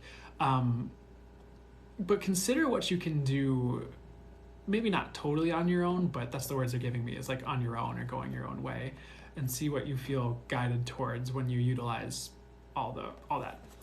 So hopefully that makes sense for you, Isabella Lully. So pretty much what I'm getting is like things are going to get better. So there will be a lot of shifts, but if you're willing to open to the new, you're going to be fine. Hope that helps. And then beat anything to death like a dead horse. Oh, slick chick. Butterflies are always able to find their migratory path no matter how far they are from it. I love that. Thank you for bringing that meaning in for Isabella. That is perfect.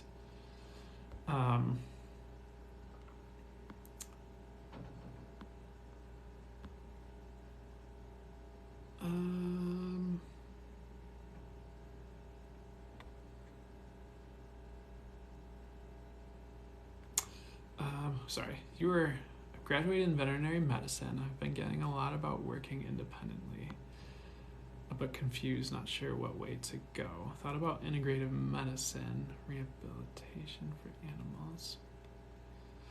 Rehabilitation for animals might be a great start. Integrative medicine. That would work, but it wouldn't be your long term for integrative medicine, is what I get. Unless integrative medicine and rehabilitation for animals are the same thing, then I don't know. But they're leaning more towards rehabilitation for animals. I feel like you will have your own thing, though. I think that's going to go well. Whoop, whoop. Hey, Shiny Moon Girl. How's it going? Good to see you again.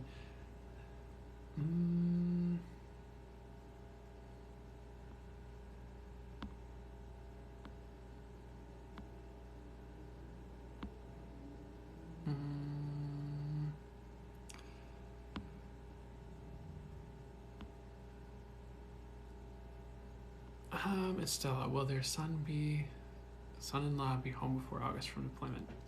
I think so. I'm leaning towards yes on that one. I'm getting yes. So hopefully that. Yeah, I'm getting yes on that one.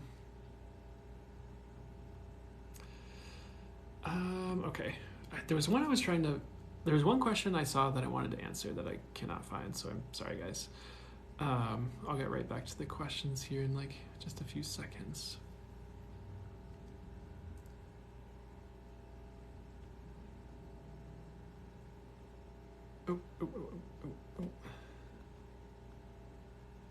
Oh well, I'm just gonna go back to questions.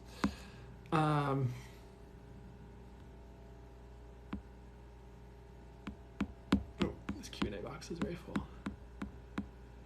Why do I have tasks in my live up here?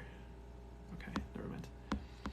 All right, next question. Sorry, I'm getting distracted by the little banner up top on my live screen here.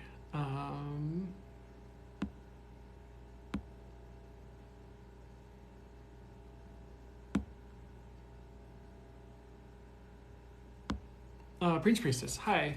Still in small love crisis. Anything to know here? I would take I don't know if take a break is the right phrase, because I think that means something else, but let's see what they have to say here. for some reason they're giving this message like, hey, it's okay to walk away from, if you feel called to walk away from someone in particular. That might not be the right thing to do right away, by the way. I would actually just take a step back and like take a week and just like, it's gonna sound pretty boring and standard, but sit with yourself more. Like they're showing you like in nature, just kind of like sitting with it. I find it interesting that, never mind, so what would be highest and best to bring through? What would help you most with this love crisis to know here? Okay, here's what I get for you right now. You don't need to do anything, you just need to wait. Because the parties involved are going to show you exactly what you want, and it's easy to make a choice from there. So maybe take a week to either, I don't want to say take a break because I know that has other connotations, but maybe take a slight step back for a week and see how you feel about it. If that feels right to you, if it doesn't feel right to you, don't. Especially if you already have all these plans and stuff lined up. But let me see here.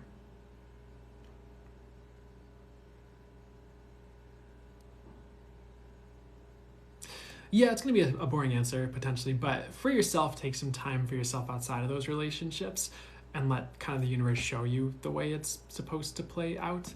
Because that will show you exactly what you're supposed to do. And you're not going to make the wrong choice, honestly.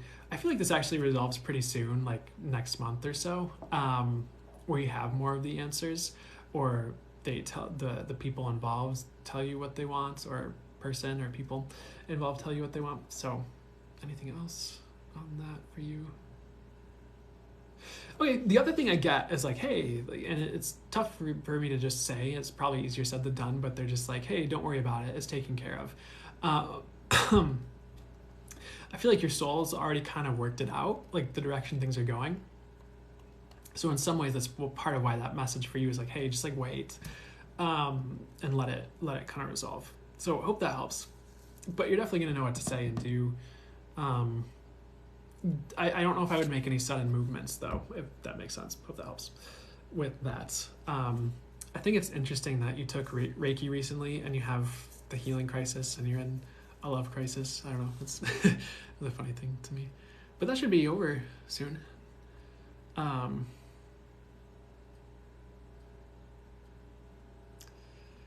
I miss something?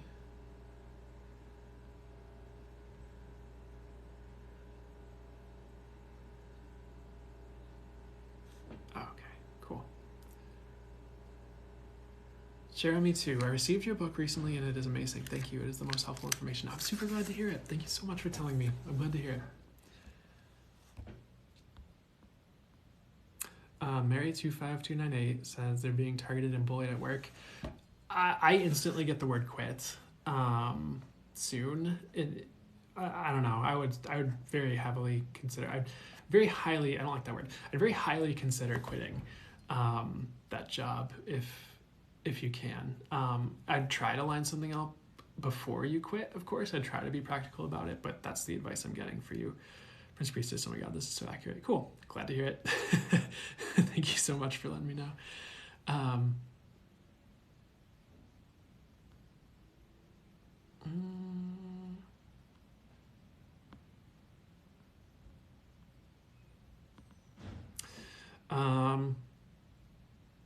That's your girl.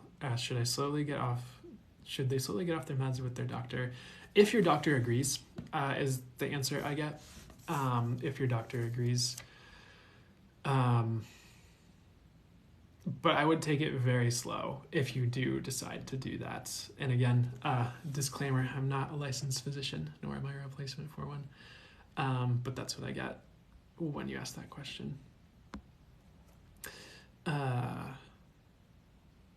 Noelle's Flower, should they stay or move away? I'm getting move away. They're highlighting move away for you. And it doesn't have to be right away, but maybe soon if you feel called. I'm not sure there's a reason to stay is something they're saying.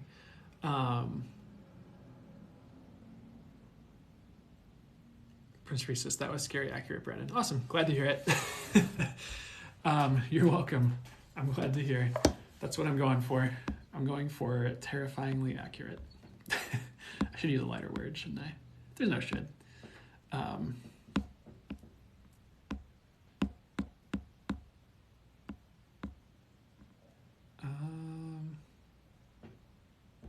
Jackie of all trades. What a great username. Jackie, is Jackie's relationship salvageable?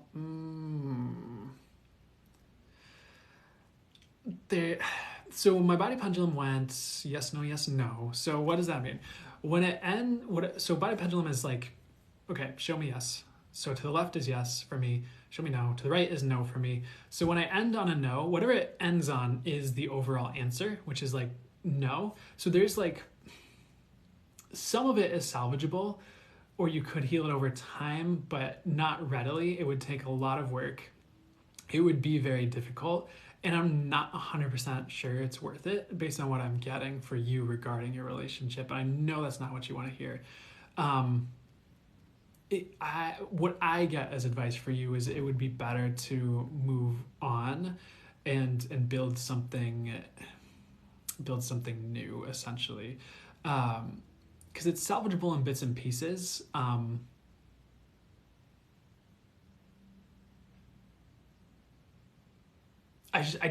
What I'm getting is it might not turn out to be exactly what you wanted if you went down that route. Parts of it would be good, but I'm not convinced it's worth it just because my guides are saying it's not. Well, and I'm saying that because I'm getting it's not worth it. So I hope that helps. And I know that's probably not what you wanted to hear, so I apologize, but that's what I'm getting for you.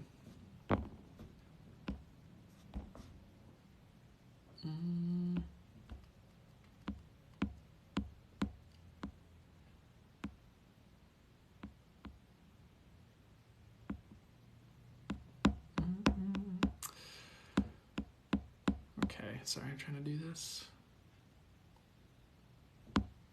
Kelly13179 asked and said they feel like they are supposed to be alone. Not necessarily. For a time, maybe. And they're saying like alone on earth but not in heaven. And by that I mean alone on earth but not in, not in regards to like the source and the angels and your spirit guides, or however you want to quantify it. So for a time, yes, I would say. But you don't have to stay alone if you don't want to be, is something I'm getting as well. There are people that are for you. But this, for you, is a good period to build yourself, is what I'd say, and open up to that more. Okay,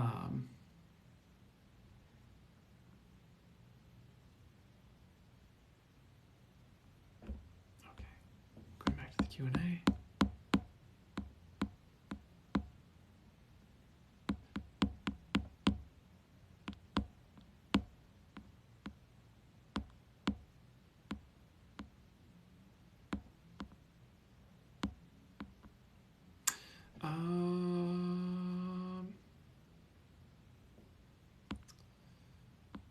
Hippie Wish Mama Bear asked, should they write the book?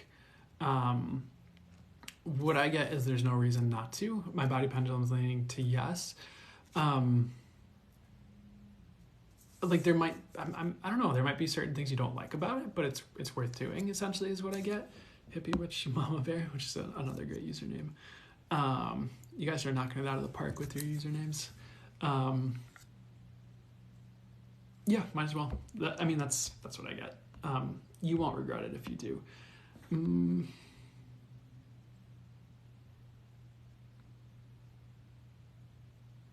Beach to Barn asks, will the farm make money, or will my husband and I, or will their husband and them need to find a real job? The answer I'm getting is it's going to be half and half. Like the farm will make money, but at a certain point, like you might need a job or one of you might need a job. So is the farm going to be sustainable to the point where they won't need jobs in the future if they keep going? The answer I'm getting for now is it's more going to be like half and half. Like the farm will make money, but you might need to either do something else on the side or find a real job, like you said. But there are other possibilities out there for you than just the farm, business-wise as well, to be successful with. I don't know if I'd give up on it right away, especially if it's something that's been like a dream of yours, but consider that there are other ways to make money with the farm than just the farm, whether it's with the land or real estate or something else, if that makes any sense. But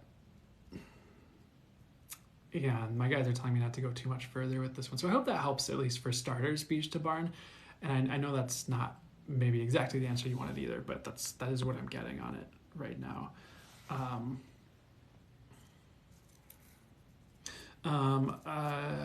Adugas 30, I don't know if you answered me. I had a Reiki session. I had to leave. Any growth coming in my abilities?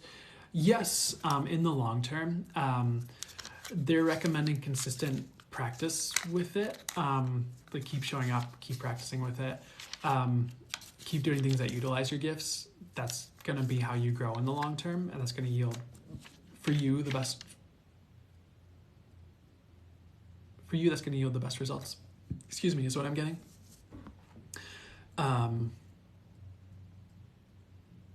We are thinking an Airbnb as well. Thank you. That makes sense. Cool. Heck yeah. Yeah, and that's what I kind of get for you, beach to barn, is like the farm can be successful if you use it for more than just the farm. So I hope that helps.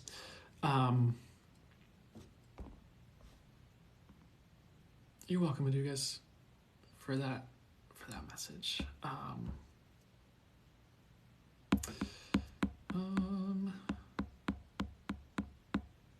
All right, I might either switch gears for the live soon or start to wrap it up sometime soon here. It's been almost 2 hours. I'm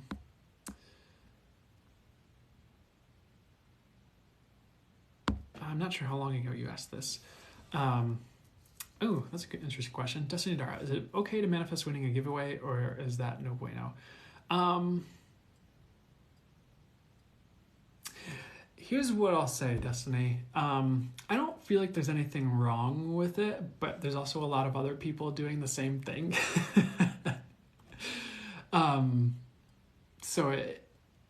My go-to, if I'm ever not sure, and I'm rarely not sure, is I'll just be like, hey, universe, if it's for the highest good for me to win this, awesome, please make it happen. Just do what would be highest and best, and for the highest good, please, thank you so much. That's probably one of the better ways to go about it, honestly, instead of trying to force your will on it. But there's nothing wrong with entering something with the intention to win it, because otherwise why would you enter it, you know? But for some reason, the advice I get for you is make sure you're asking for what's highest and best. Mindy Soley asked, any advice to reinvigorate them for their career here? Okay, so Our Lady of the Star Blossom, and they're also giving me the first message of like, hey, go big, and they like this message sometimes, but that's what they're showing me is this visual of like going big. For some reason, I'm getting this message for you of like going higher than you want to go. If you're still here, I'm not sure if you're still here, but I'm gonna answer it anyways. It's kind of this message of aiming higher than you want to go. So if you want to be a manager, like, or if you want to be, I don't know, office manager, aim for CEO instead. That might be a big jump. Or if you want to, I don't know, if you want to do a private one-on-one thing, like consider building something bigger than that and teaching classes or something like that, if that makes any sense. So that would be something. So anything else to like reinvigorate your career though here? I would also just like try something new, even if it doesn't seem related to your career, like just learning a new skill or a new hobby that might even seem completely unrelated if it interests you. Because I feel like that will just like reinvigorate your fire for life more, and that will like lean into your career more and inspire you to make changes that you need to make in your career, where otherwise you might have kept things the same, if that makes sense. That's also something I'm kind of getting, is like looking outside of you and your career for inspiration, interestingly enough, so that you're enjoying life. Because when you're in that vibration of enjoyment a bit more, it's kind of easier to show up for your career. It's easier to make those moves because you're enjoying everything around it as well, and so you'll be bringing that joy with you.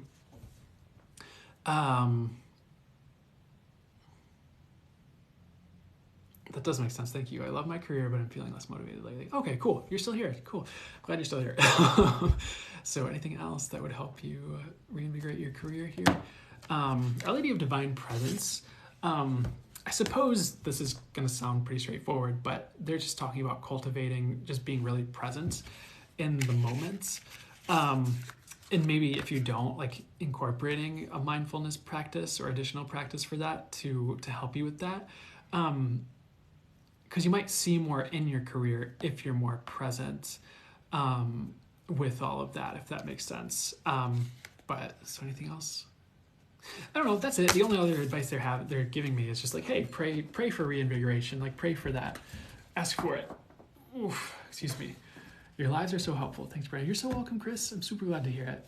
That is one of the parts of me doing this is that I really appreciate how it is helpful to you guys who are listening. And I really appreciate that. I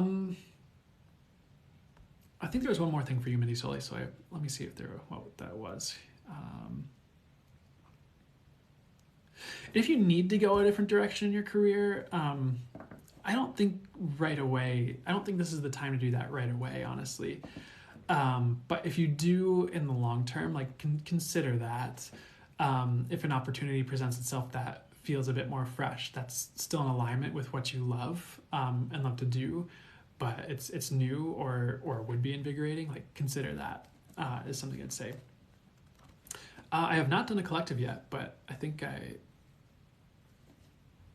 I'm a realtor and have been very successful with that, but this year has been more difficult. Yeah, this year has been really interesting real estate wise, hasn't it? I think that'll turn. I get that will turn around as well, and maybe that'll be. I'm not saying this whole year is going to be rough, but maybe that'll be next year when it turns around more. But the market isn't going to be like this forever. Is pretty much what they're saying.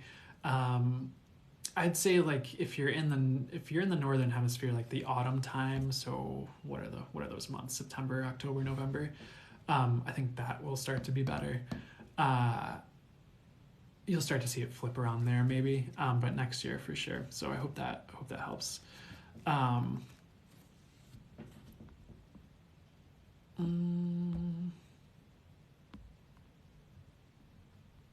Okay, what would be best to do next? I think you're welcome, Minnie Soli. Glad to hear it. Okay, I'm gonna answer probably one more and then do a collective reading and see where I'm guided from there or see what they want to do. Not sure if you're still here, Dr. Miller, but Dr. Miller 10 asked, are they with the right person? Here's what I get. You're with the right person for now, and they can be the right person long term. Should I even say that? Let's see what's best for me to say here.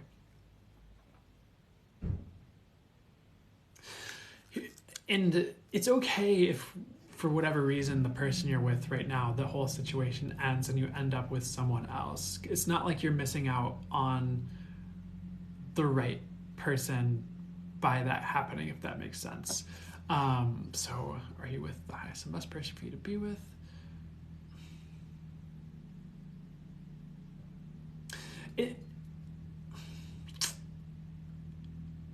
I feel like what I'm getting with your current situation right now is like the person you're with right now, like, it's okay. You're not with the wrong person. But that being said here, there's multiple choices for you. I just feel like right now this is good, but it's like, don't freak out if it doesn't work out at the same time. Because I feel like with this one, sometimes I get a very cut and dry, like, here's what's going to happen. I feel like there's a bit more of a multi-potentiality with this one here. I hesitate to give like what I'm seeing. It changes the outcome, if that makes sense. But I mean, the fact that you're even like asking this right now, it's like I'm not convinced you're gonna really stay with them long term. Is what I'm getting as well, as far as what I'm seeing. But hopefully that helps. Don't feel like you're with the wrong person right now. Breath and Company, should you keep going with your meditation business? I get yes, but expand it. And think of other services you could expand into.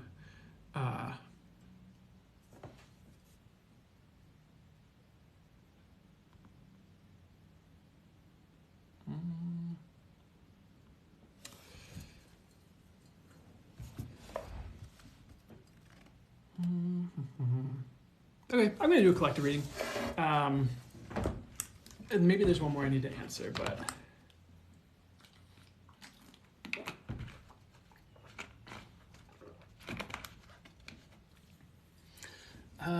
okay. So...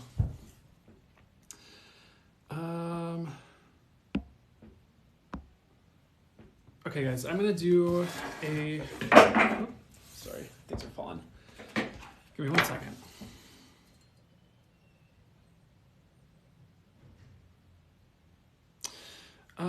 Baby Fairy Ash, as far as you for like career path, I would definitely look into writing is something to show me, but I'd also definitely look into building a business. Especially anything that, this might sound weird, but something that has to do with sales. But potentially with your own product is something I'm getting. It might be good. I feel like you're really good with writing. I feel like you're a born writer is something they're saying as well. So anywhere you're either combining the two or doing one or the other, I feel like you do well with both. Those are at least starting places to look at. But for some reason, like sales is something they're talking about. Like some place you're making sales would be good. And that doesn't mean you have to get like a sales job at a car dealership and that's the only thing for you. That's not true. But right now, that's something to consider as some type of business that involves sales of some type of product, and that would be good. Which sounds a little bit general, but what do you guys mean by sales for this? Like maybe like even just physical product is more what they're leaning towards. But even if you're not doing it as a career, I feel like it'd be good for you to be writing in general, like whether it's novels, books. That's kind of what I'm seeing as well, or a blog. I feel like that would be helpful for you too.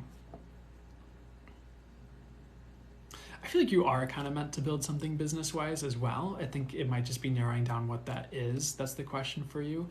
I feel like it's going to be pretty common for a lot of the people in this live anyways, but I feel like anywhere you feel like you're helping people with what you're doing is also going to be helpful for you feeling like you're on your path, essentially.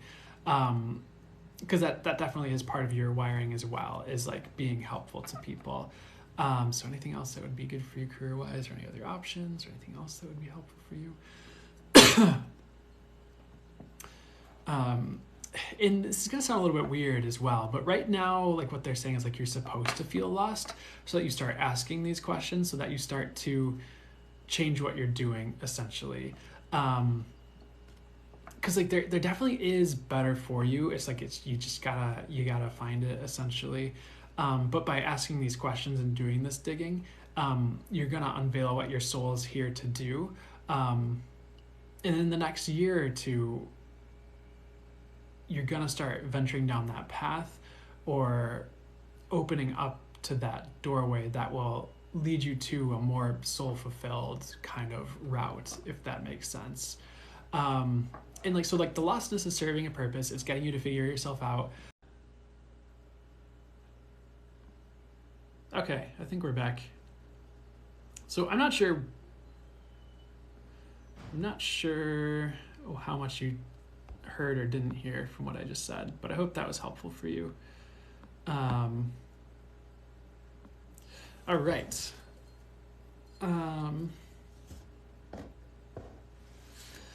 Could you repeat what you said during the ends? I'm trying to remember what I said at the end, and I'm also not sure when it paused, so let me see what they want me to say. So what would be the highest and best ways for me to wrap that up here? In the next few years here, what they're saying is like you're going to be finding yourself more and like going down that direction, essentially. And pretty much what I was talking about was like, this feeling lost right now is serving the purpose of bringing your soul in more and figuring yourself out and getting certain ducks in a row, so that you do have a more soul-fulfilled life down the road, essentially. So anything else that you need to know? But yeah, one of the questions they asked was like, hey, like, what do you want to sell?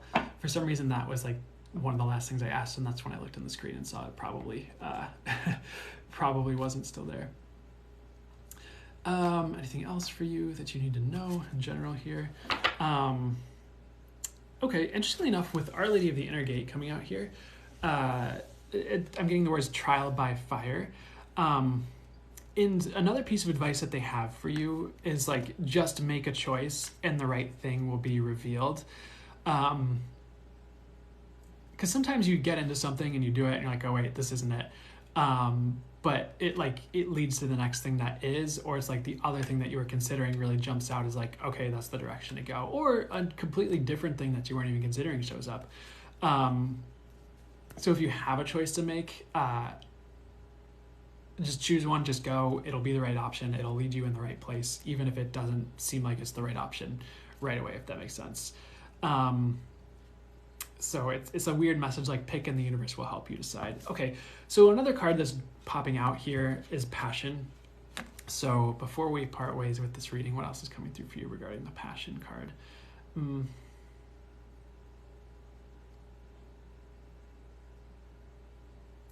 And there is a message like, hey, you don't have to keep slaving away at jobs you're not passionate about. You absolutely can build something you are passionate about. And the opportunities are going to open up a lot more, I'd say, as things progress here and as things shift and a lot of the structures on Earth shift. So with that being said, what would be highest and best for you to know about passion and going towards your passions here? It's going to sound a bit standard, but I am hearing building a business around your passions. And if you're not sure what you're passionate about, ask the universe to show you and start asking for more passion in your life, and you'll start to line up like, what are the events that you're doing where you feel really passionate, and other people will help to point it out to you too, potentially. But I feel like that's kind of what you needed to hear. So I hope any of that was helpful to you, and I hope that you feel less lost very soon.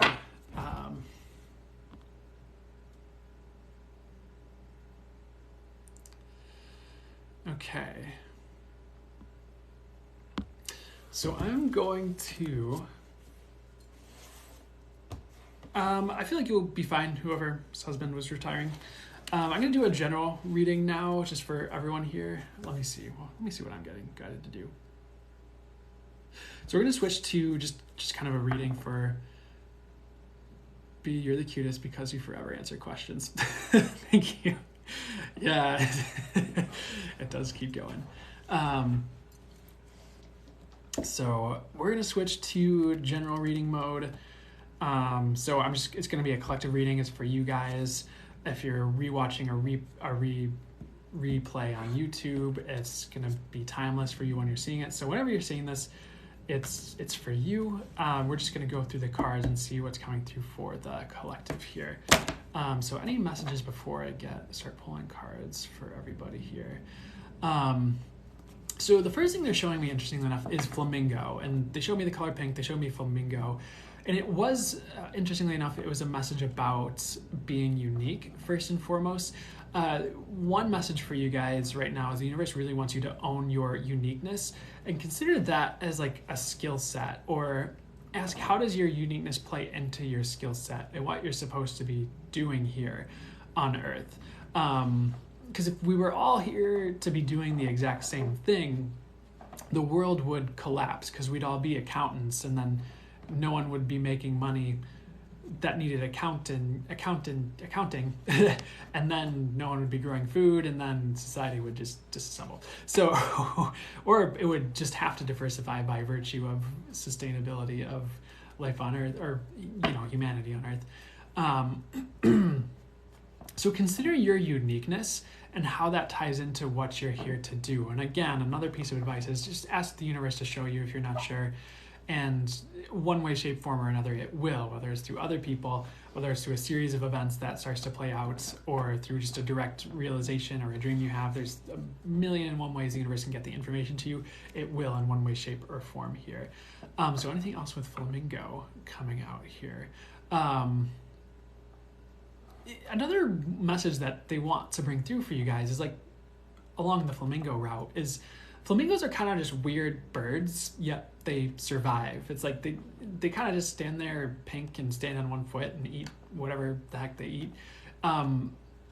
They don't, I don't think they do really anything crazy. It's like they're not like this alligator with sharp teeth that runs around and like bites stuff. It's not like they're an eagle that's flying high with the super eagle eye that swoops down and like catches a field mice by diving like 20,000 feet in 2 seconds. I don't know. That'd be pretty crazy. Don't take that literally. But yet it prospers, yet it survives. So don't think that just because you're not like everyone else or you don't have the same tools that you can't find what's for you. And that's not to say don't go out and get new tools. I'm all about gathering tools and honing your abilities and honing your skill set. But that's just part of the message is like, just because you're not like everyone else doesn't mean you can't be successful is kind of the message that's coming through for you guys. Beyond that here, they are showing me a ray of sunshine. And it's a recommendation to be a ray of sunshine on the earth to the people around you as you can and as makes sense for you to be. Like, don't force yourself out of depression if you're in a really deep, dark place for that second to try to be that ray of sunshine. But sometimes just that momentary ray of sunshine is all that's needed to shift things for other people, is they just need to encounter someone who's happy or encounter someone who's the light or encounter someone who's doing all right or kind or gives them a smile. And that changes everything for them that day. So don't underestimate what being a ray of sunshine can be on the earth. Even if you feel like it's not important or that smile to that stranger did nothing, like it does. So a recommendation to, as you can, as makes sense. And if you're one of those people that's in a darker place right now, don't feel like you need to force yourself out of that to be this. But for those of you who can, be a ray of sunshine on the earth. It is going to shift things essentially. And sometimes your ray of sunshine is what turns other people into rays of sunshine or helps other people beam their lights. And it can just be a spreading of positivity that shifts things for the better. And again, they're bringing through the butterfly effect, where it's like you never know the impact you have even in a small moment when you're helping someone or smiling at them or doing what you feel called to do in that moment. A lot of this is divinely guided. A lot of times when you feel nudged or compelled to say something or do something, that is the universe working through you, or it can be. And if you're familiar with the energy of that and what that's like, you'll understand what I'm talking about. But for some reason, there's a side message of like butterfly effects are divinely guided. They're not just random. And it's hard to tank the universe with a butterfly effect. You can't, essentially. Because the universe can also change butterfly effects for the better. And you never know how the universe is working in the undercurrent of something that seems negative to turn it into a positive in the long run, so to speak, if that makes sense. Or to make it work for the highest good. And of course you can know, but they like to use the phrase you never know just to put things in perspective for people. So what else do they want me to bring through for you guys here? This is general messages here. We're pulling cards. Our Lady of Love coming out again, interestingly enough here. I feel like I've been bringing this through recently, but I do keep getting this message of like this collective heart chakra expansion or healing or upgrade. The more you're expanding your heart right now, the better. What does that even mean? So like, what is that content that makes you feel more like in your love center? Excuse me. What are the things that when you focus on it, it opens your heart center and opens you to love more energetically or puts you in that state? What would metaphorically water your love garden is what they're talking about.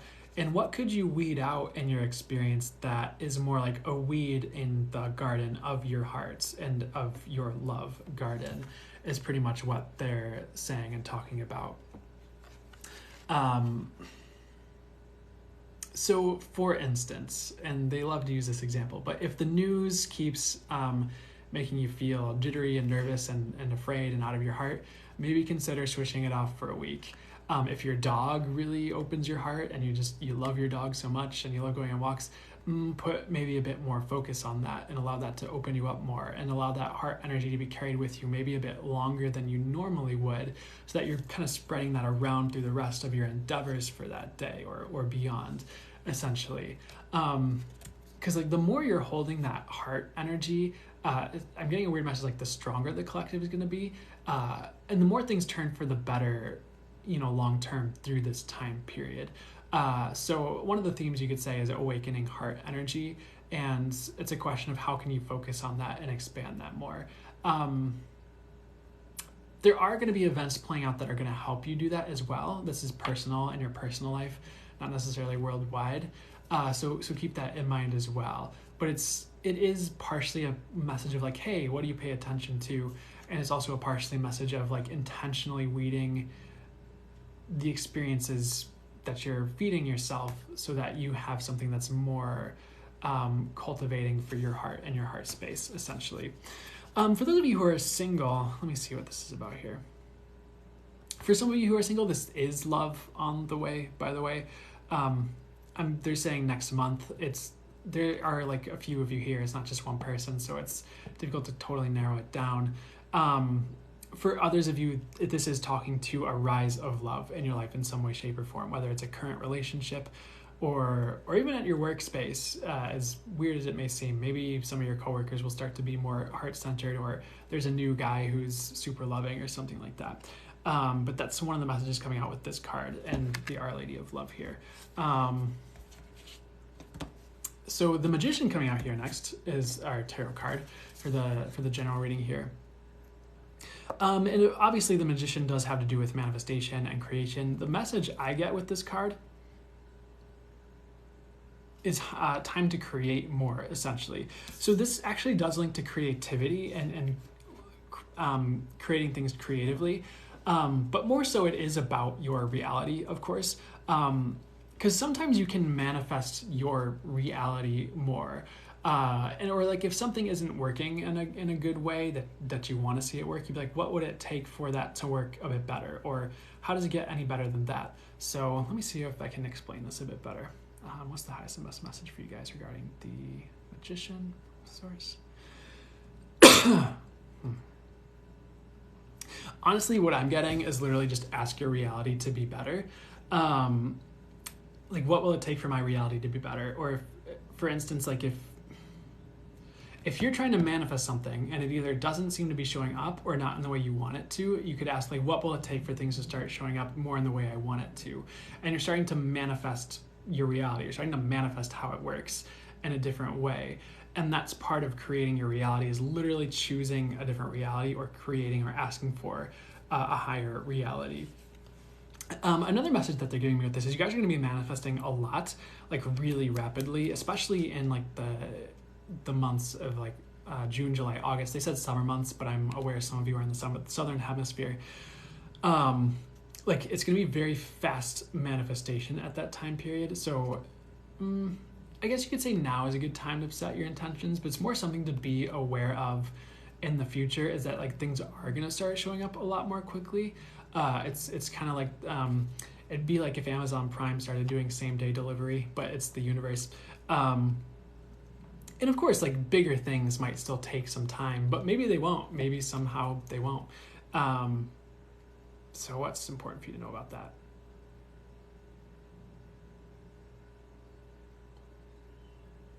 It's just for some reason that's important for you to know, so that you're aware of that when you're manifesting, and as you're kind of just focusing your intentions, because it can happen pretty quickly now. Not going to be a bad thing, but that's just something they're talking about here. It's almost like it's like a trial is something they're talking about, but by trial I don't mean like a test. I mean more like a free trial. Like, you know how you have free trials for like Netflix for 30 days or something like that? It's like the free trial for fast manifestation. And it's almost like, can the collective handle it? Like, can you handle it? And from there, you'll be able to choose, like, do I still want it to be like this, or do I want it faster, or how do I want this to work, if that makes sense? Which kind of goes back to the message of choosing your reality or creating a better reality, is sometimes you do have a bit more of a say over like that. But the one thing I will say is if you are trying to manifest something quickly and it's not happening, there's probably something about the universe being infinitely intelligent and infinitely wise and knowing that's not the best option that's at play. So next message they want me to get to for you guys here. Let's see here. I'm going to shuffle these. They are showing me an elephant. They do have an elephant showing up here in my intuitive visuals. So what is the elephant about here? Elephant is about overcoming obstacles, but I'm actually getting with this message for you guys, there's going to be less obstacles. It's kind of like you've already gone. In this instance, they do mean the trials, and like, I don't like the word test, but it's like you've already gone through the trial, and so it's like you're going to kind of get a reprieve period coming up here. They are also talking about this being likely the June, July, August months, because they are saying summer once again. But it is coming up here for you in the next few months where there's just less obstacles, or the obstacles are less trying, or you just, if there are obstacles, like you don't notice them, you kind of just breeze right by them. It would almost be like driving on a bumpy road with a car that has amazing suspension. Like you don't really feel it as much as, like maybe it wouldn't be as fun if you were walking or on a bike. It'd be really kind of like, but that's a way they're kind of quantifying that as well to try and explain it. This card coming out next, Our Lady of the Rose Child. And the message they have for you guys with this one is like, this actually is about a blossom. Interestingly enough, they're showing me like a flower blossoming, like a rose blossoming. So what's the message for you guys here? And this is more about like an inner blossom. I get this message like there have been seeds that your soul has been planting within you for next directions, or for new directions, or for next steps. So I get even like in the next week or so for many of you, if it might be a little bit longer, it might be a month or a few months, but you're going to start to see those start to take roots and blossom or grow a bit more, where you're able to see where you're headed, where maybe it's been a bit cloudy recently, especially with world events. I think sometimes world events can make things a bit more disconcerting. But remember that your personal life and world events don't have to be the same. They don't have to be so interconnected that it dictates your life directly, essentially. And sure, maybe there will be certain things you need to overcome or move around because of that, but yeah, that's most likely that's leading you in a direction that's going to be for the long term, for the highest good, even if it doesn't seem like it in the moment. That being said, yeah, some of those seeds that your soul planted are going to start to blossom as far as next steps or directions for you, if that makes sense here. So anything else here? For some reason, like one of the things that's jumping out at me in this card, and it's in like a lot of the cards, but it's really jumping out at me more than it does. Like it's jumping out at me as a message for you guys. It's just like how swaddled, this is the Mother Mary Oracle card deck, so this is technically Jesus, I'd say, being how swaddled the baby is in this card, and like how protected it is and how taken care of it is, and just how comfortable it looks. I feel like that's gonna be you at some point in the future here. So what point in the future here? I feel like that's gonna be part of that message for, I don't know why we're jumping to the summer in June, July, August so much. So June, July, August though, is like, there's gonna be more of those moments where you feel comfortable and swaddled and divinely taken care of and protected. In almost, I get the phrase like, it's almost like you feel like you can do no wrong. Interestingly enough, which I'm not saying go do terrible, crazy things, but it's more like realizing your divine worth and realizing you can't mess it up, like what's for you and things like that is something I'm getting. So in some ways you do have more comfort coming in is a message that they want to say for you guys. And you're going to realize how divinely protected you are, most of you watching this. And others of you are just going to feel comfortable, if that makes sense. This card, kind of just jumping on here, Our Lady of Manifest Miracles. I do get this message like miracles are coming. I don't feel like you really need to do anything for these. I think there's, it's going to be big and small and all around. You're going to be realizing what the miracles are, and they're going to be presenting themselves to you more fully, where it's undeniable that it's like the universe is governing your life is the phrasing they're giving me, interestingly enough, or a source is governing your life, which is cool, actually. That's good. So I'd say miracles on a rise is a theme and a message for you. So anything else that would be for your highest good for you guys to know about at this time here? There is a reminder for those of you who need it. Just don't give your power away. They're showing me yellow. They're showing me they're showing me the concept of personal power in the solar plexus, and they're saying like don't give your power away to people, especially regarding your choices in the way you live your life. It's going back to the flamingo. It's okay if it's different than other people.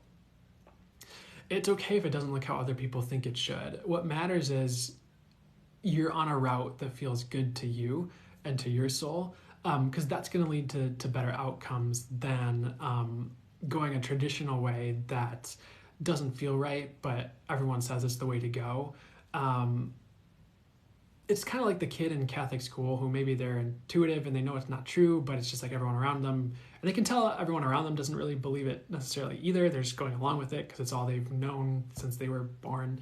Essentially, it's kind of like break free of that in that line of thinking. Like it's okay to break that mold, so to speak, because otherwise everyone just kind of keeps going along with it. But if there's examples out there of other people successfully not just going along with it, that's kind of how the world changes sometimes. It's like, oh, you don't have to be that way.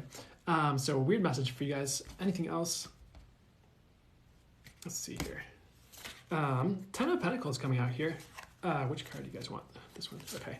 Ten of Pentacles coming out here for you guys as well, which is something I get is where you're headed. And then Three of Cups is behind that, which is celebration. Ten of Pentacles can represent everything you want in life. There's also a message of, these cards are kind of flying everywhere. Stability is coming out as well with the Queen of Pentacles that kind of jumped out here as well. But you guys are going to have more abundance, and it might take some time for this all to show up, and you might get like one pentacle at a time, and there's 10 pentacles. But if you keep going, eventually you have all 10 or more. I'm not going to limit it to 10 pentacles. But it is, in some ways, it's a reminder to keep going. I'm also getting a message of a refresh. So what's that about here?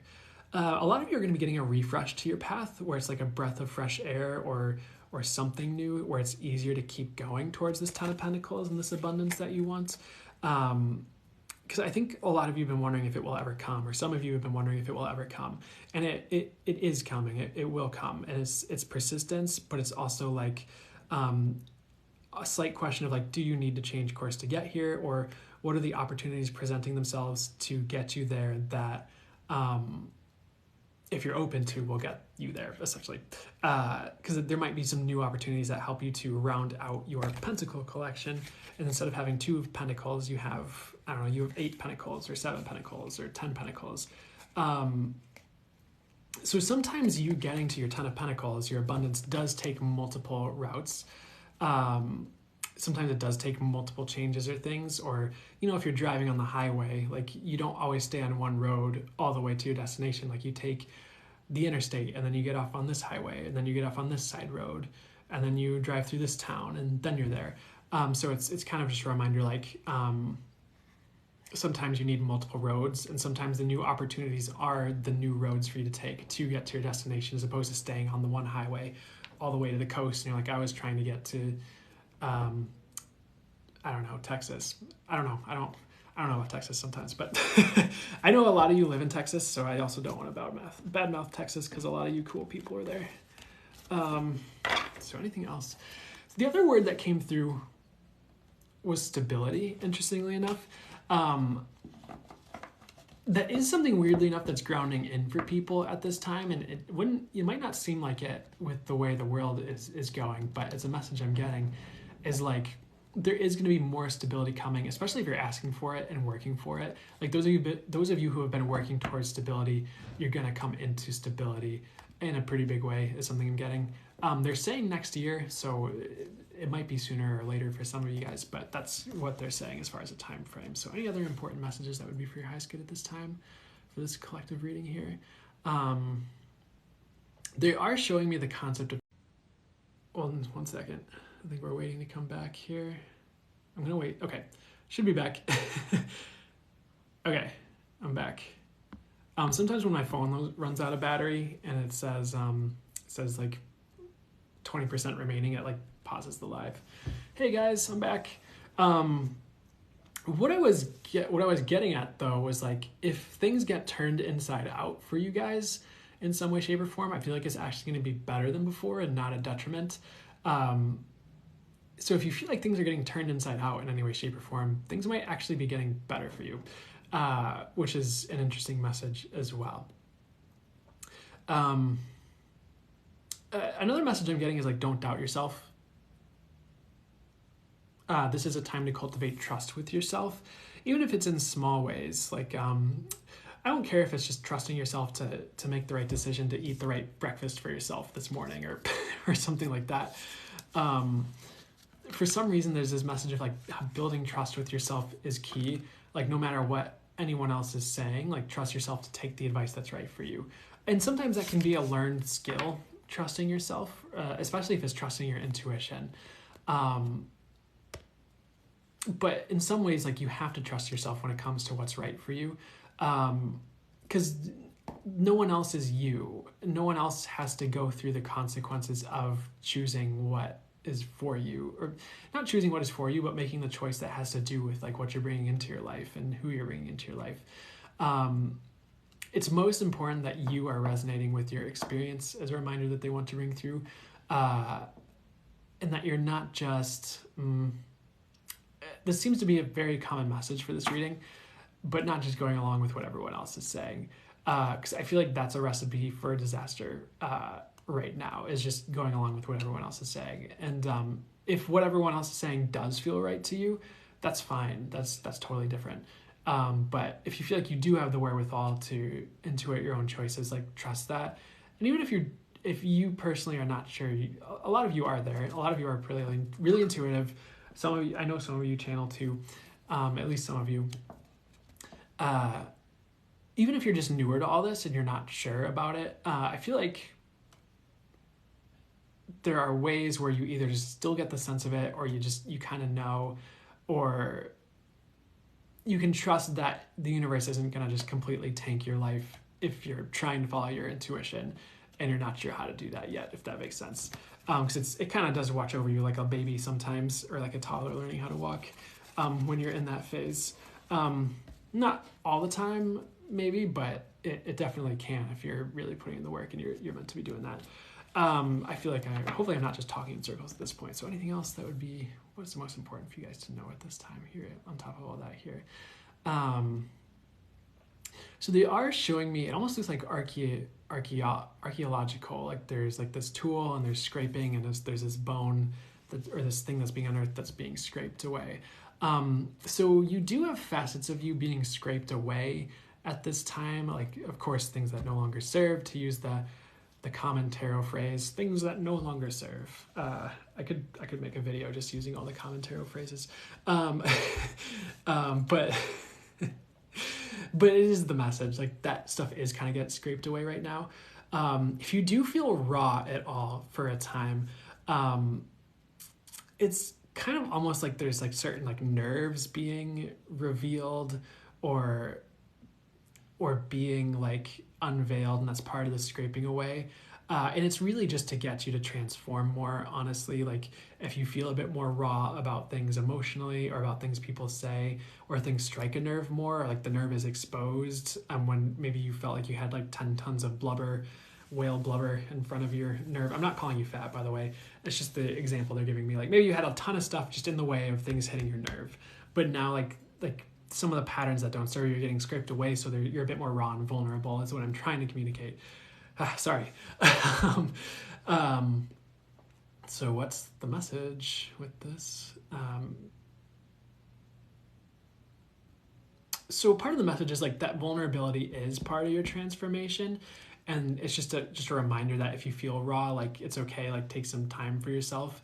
You'll get to a point where you're more sturdy with it and you're able to cope, I guess you could say, or it doesn't like hit the nerve quite so hard, but you still have that, you actually have patterns that serve you, or a vulnerability that serves you, that's not overly harsh, I guess you could say.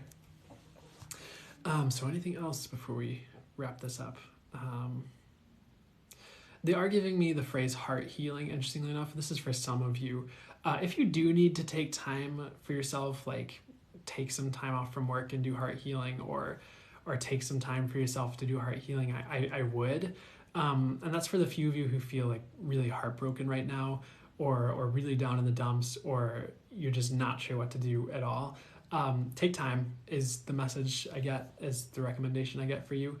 Because if you're forcing things like through the heartbreak, it's you'll be okay, but it'd be better if you took some time to rest and take time for yourself and get some support with it, instead of just like pushing on like you always have, is the message I'm getting. So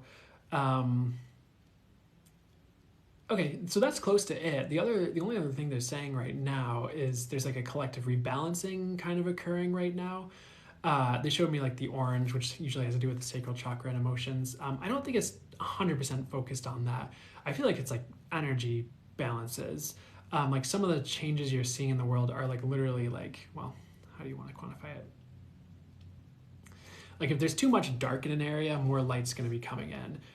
It's almost like they keep showing me scales. It's like the universe is balancing the scales energetically right now, but it's at a higher level. It's at a higher vibration. So you are going to see more balance restored, like to people, to situations, to things in the world, as things kind of go on in this next. I'd say this is like April, May. Is this like rebalancing energy that they're talking about?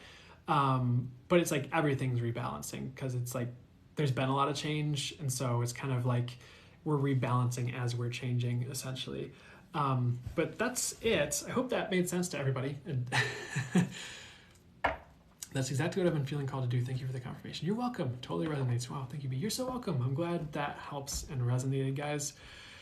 Because sometimes I'm just in the messages delivering it, and I feel a little bit lost in the sauce, and I just have to keep going with what's coming through. So I'm glad that helped, resonated for you guys. You're welcome. You booked a reading with me. Awesome. I'm looking forward to speaking with you. I'm looking forward to it. I've been feeling love coming in soon, so that helps so much. Awesome. You're welcome. I say lost in the sauce a lot. I love the synchronicity. That's awesome. Oh, thank you, Destiny. I appreciate you too. And I appreciate you guys a lot. You guys rock. You know, I suppose you could say you guys would, I mean, I love doing this too, but you're part of the reason I do it. Otherwise, I wouldn't be able to do it for anyone. So I appreciate the heck out of you, and whatever you're doing in the world to make the world a better place, or even just you being in the world. I think that's enough sometimes. So I appreciate you guys. I'm sending love to you guys. Love you guys. And what else would be? What would be high so much for me to do? If you guys want, I know it's a big change of pace. I can do some guitar or some Reiki infused guitar. I haven't been practicing my guitar, but I don't mind doing a few songs if you guys want me to do it anyways. I don't know if you meant to type blissings instead of blessings, but I actually really like that, blissings. But thank you so much. You too, Emotion Ascension. Yeah, so maybe we'll just switch to that. We'll just close out with a few songs for the highest good. And I might take a second to kind of just get everything energetically good here. Cool. So I'm going to get my guitar. I might have to tune it.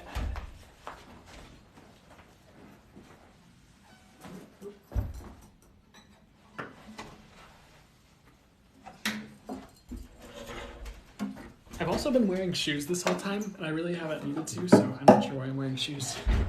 Not that you even saw that, I knew that. Okay, so give me a second. So yeah, so pretty much probably done with the Q and Channeled A. We did the collective readings, so if you've been waiting on a question getting answered, I'm probably not going to get to it today. I do just do my best to get to what I'm guided to get to, and get to as much as would be for the highest good for me to get to. So I hope that you either got something really good from the live besides that, if you were still waiting on that and you don't want to stick around for music, or I hope that you got something else from the live besides that, or that you get your question answered in a different way outside of this, in a way that would be for your highest good as well. So give me 1 second. Oh gosh, that's not bad. That is.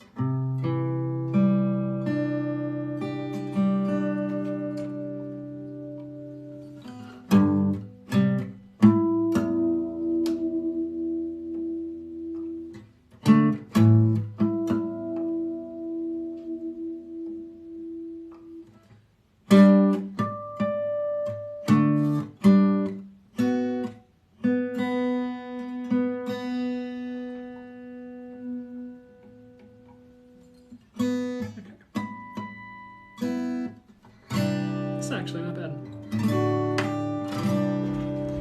Okay, so I'm gonna try and adjust the camera so you can see more. Adjust me, so adjust my positioning. I always get something good even if you don't get a question. Awesome, I'm glad to hear it. So, so give me a second. I'm just gonna kind of see how I'm guided to set the intentions for this and kind of, so 1 second.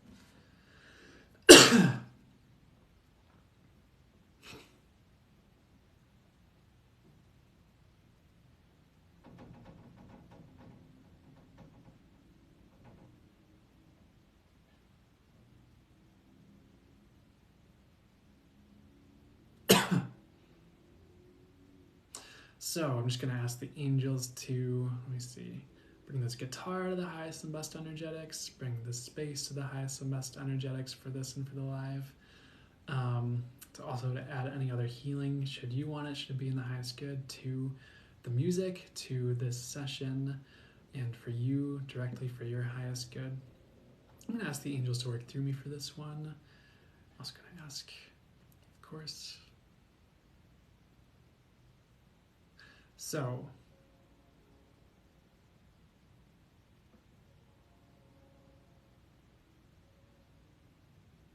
okay. Okay. All right, here we go. So this is Reiki infused and energy healing infused music for the highest good. So from source through the music, I'm also running the energy from source for the highest good as I play. So if you want to receive that, you can just say, I receive what's for the highest good for me to receive from this. Thanks so much. If not, you can just stay for the music, or otherwise I'll see you on another live if you want to bounce, and I hope you have a beautiful rest of your day. So let me see what we want to play here. So fully for the highest good.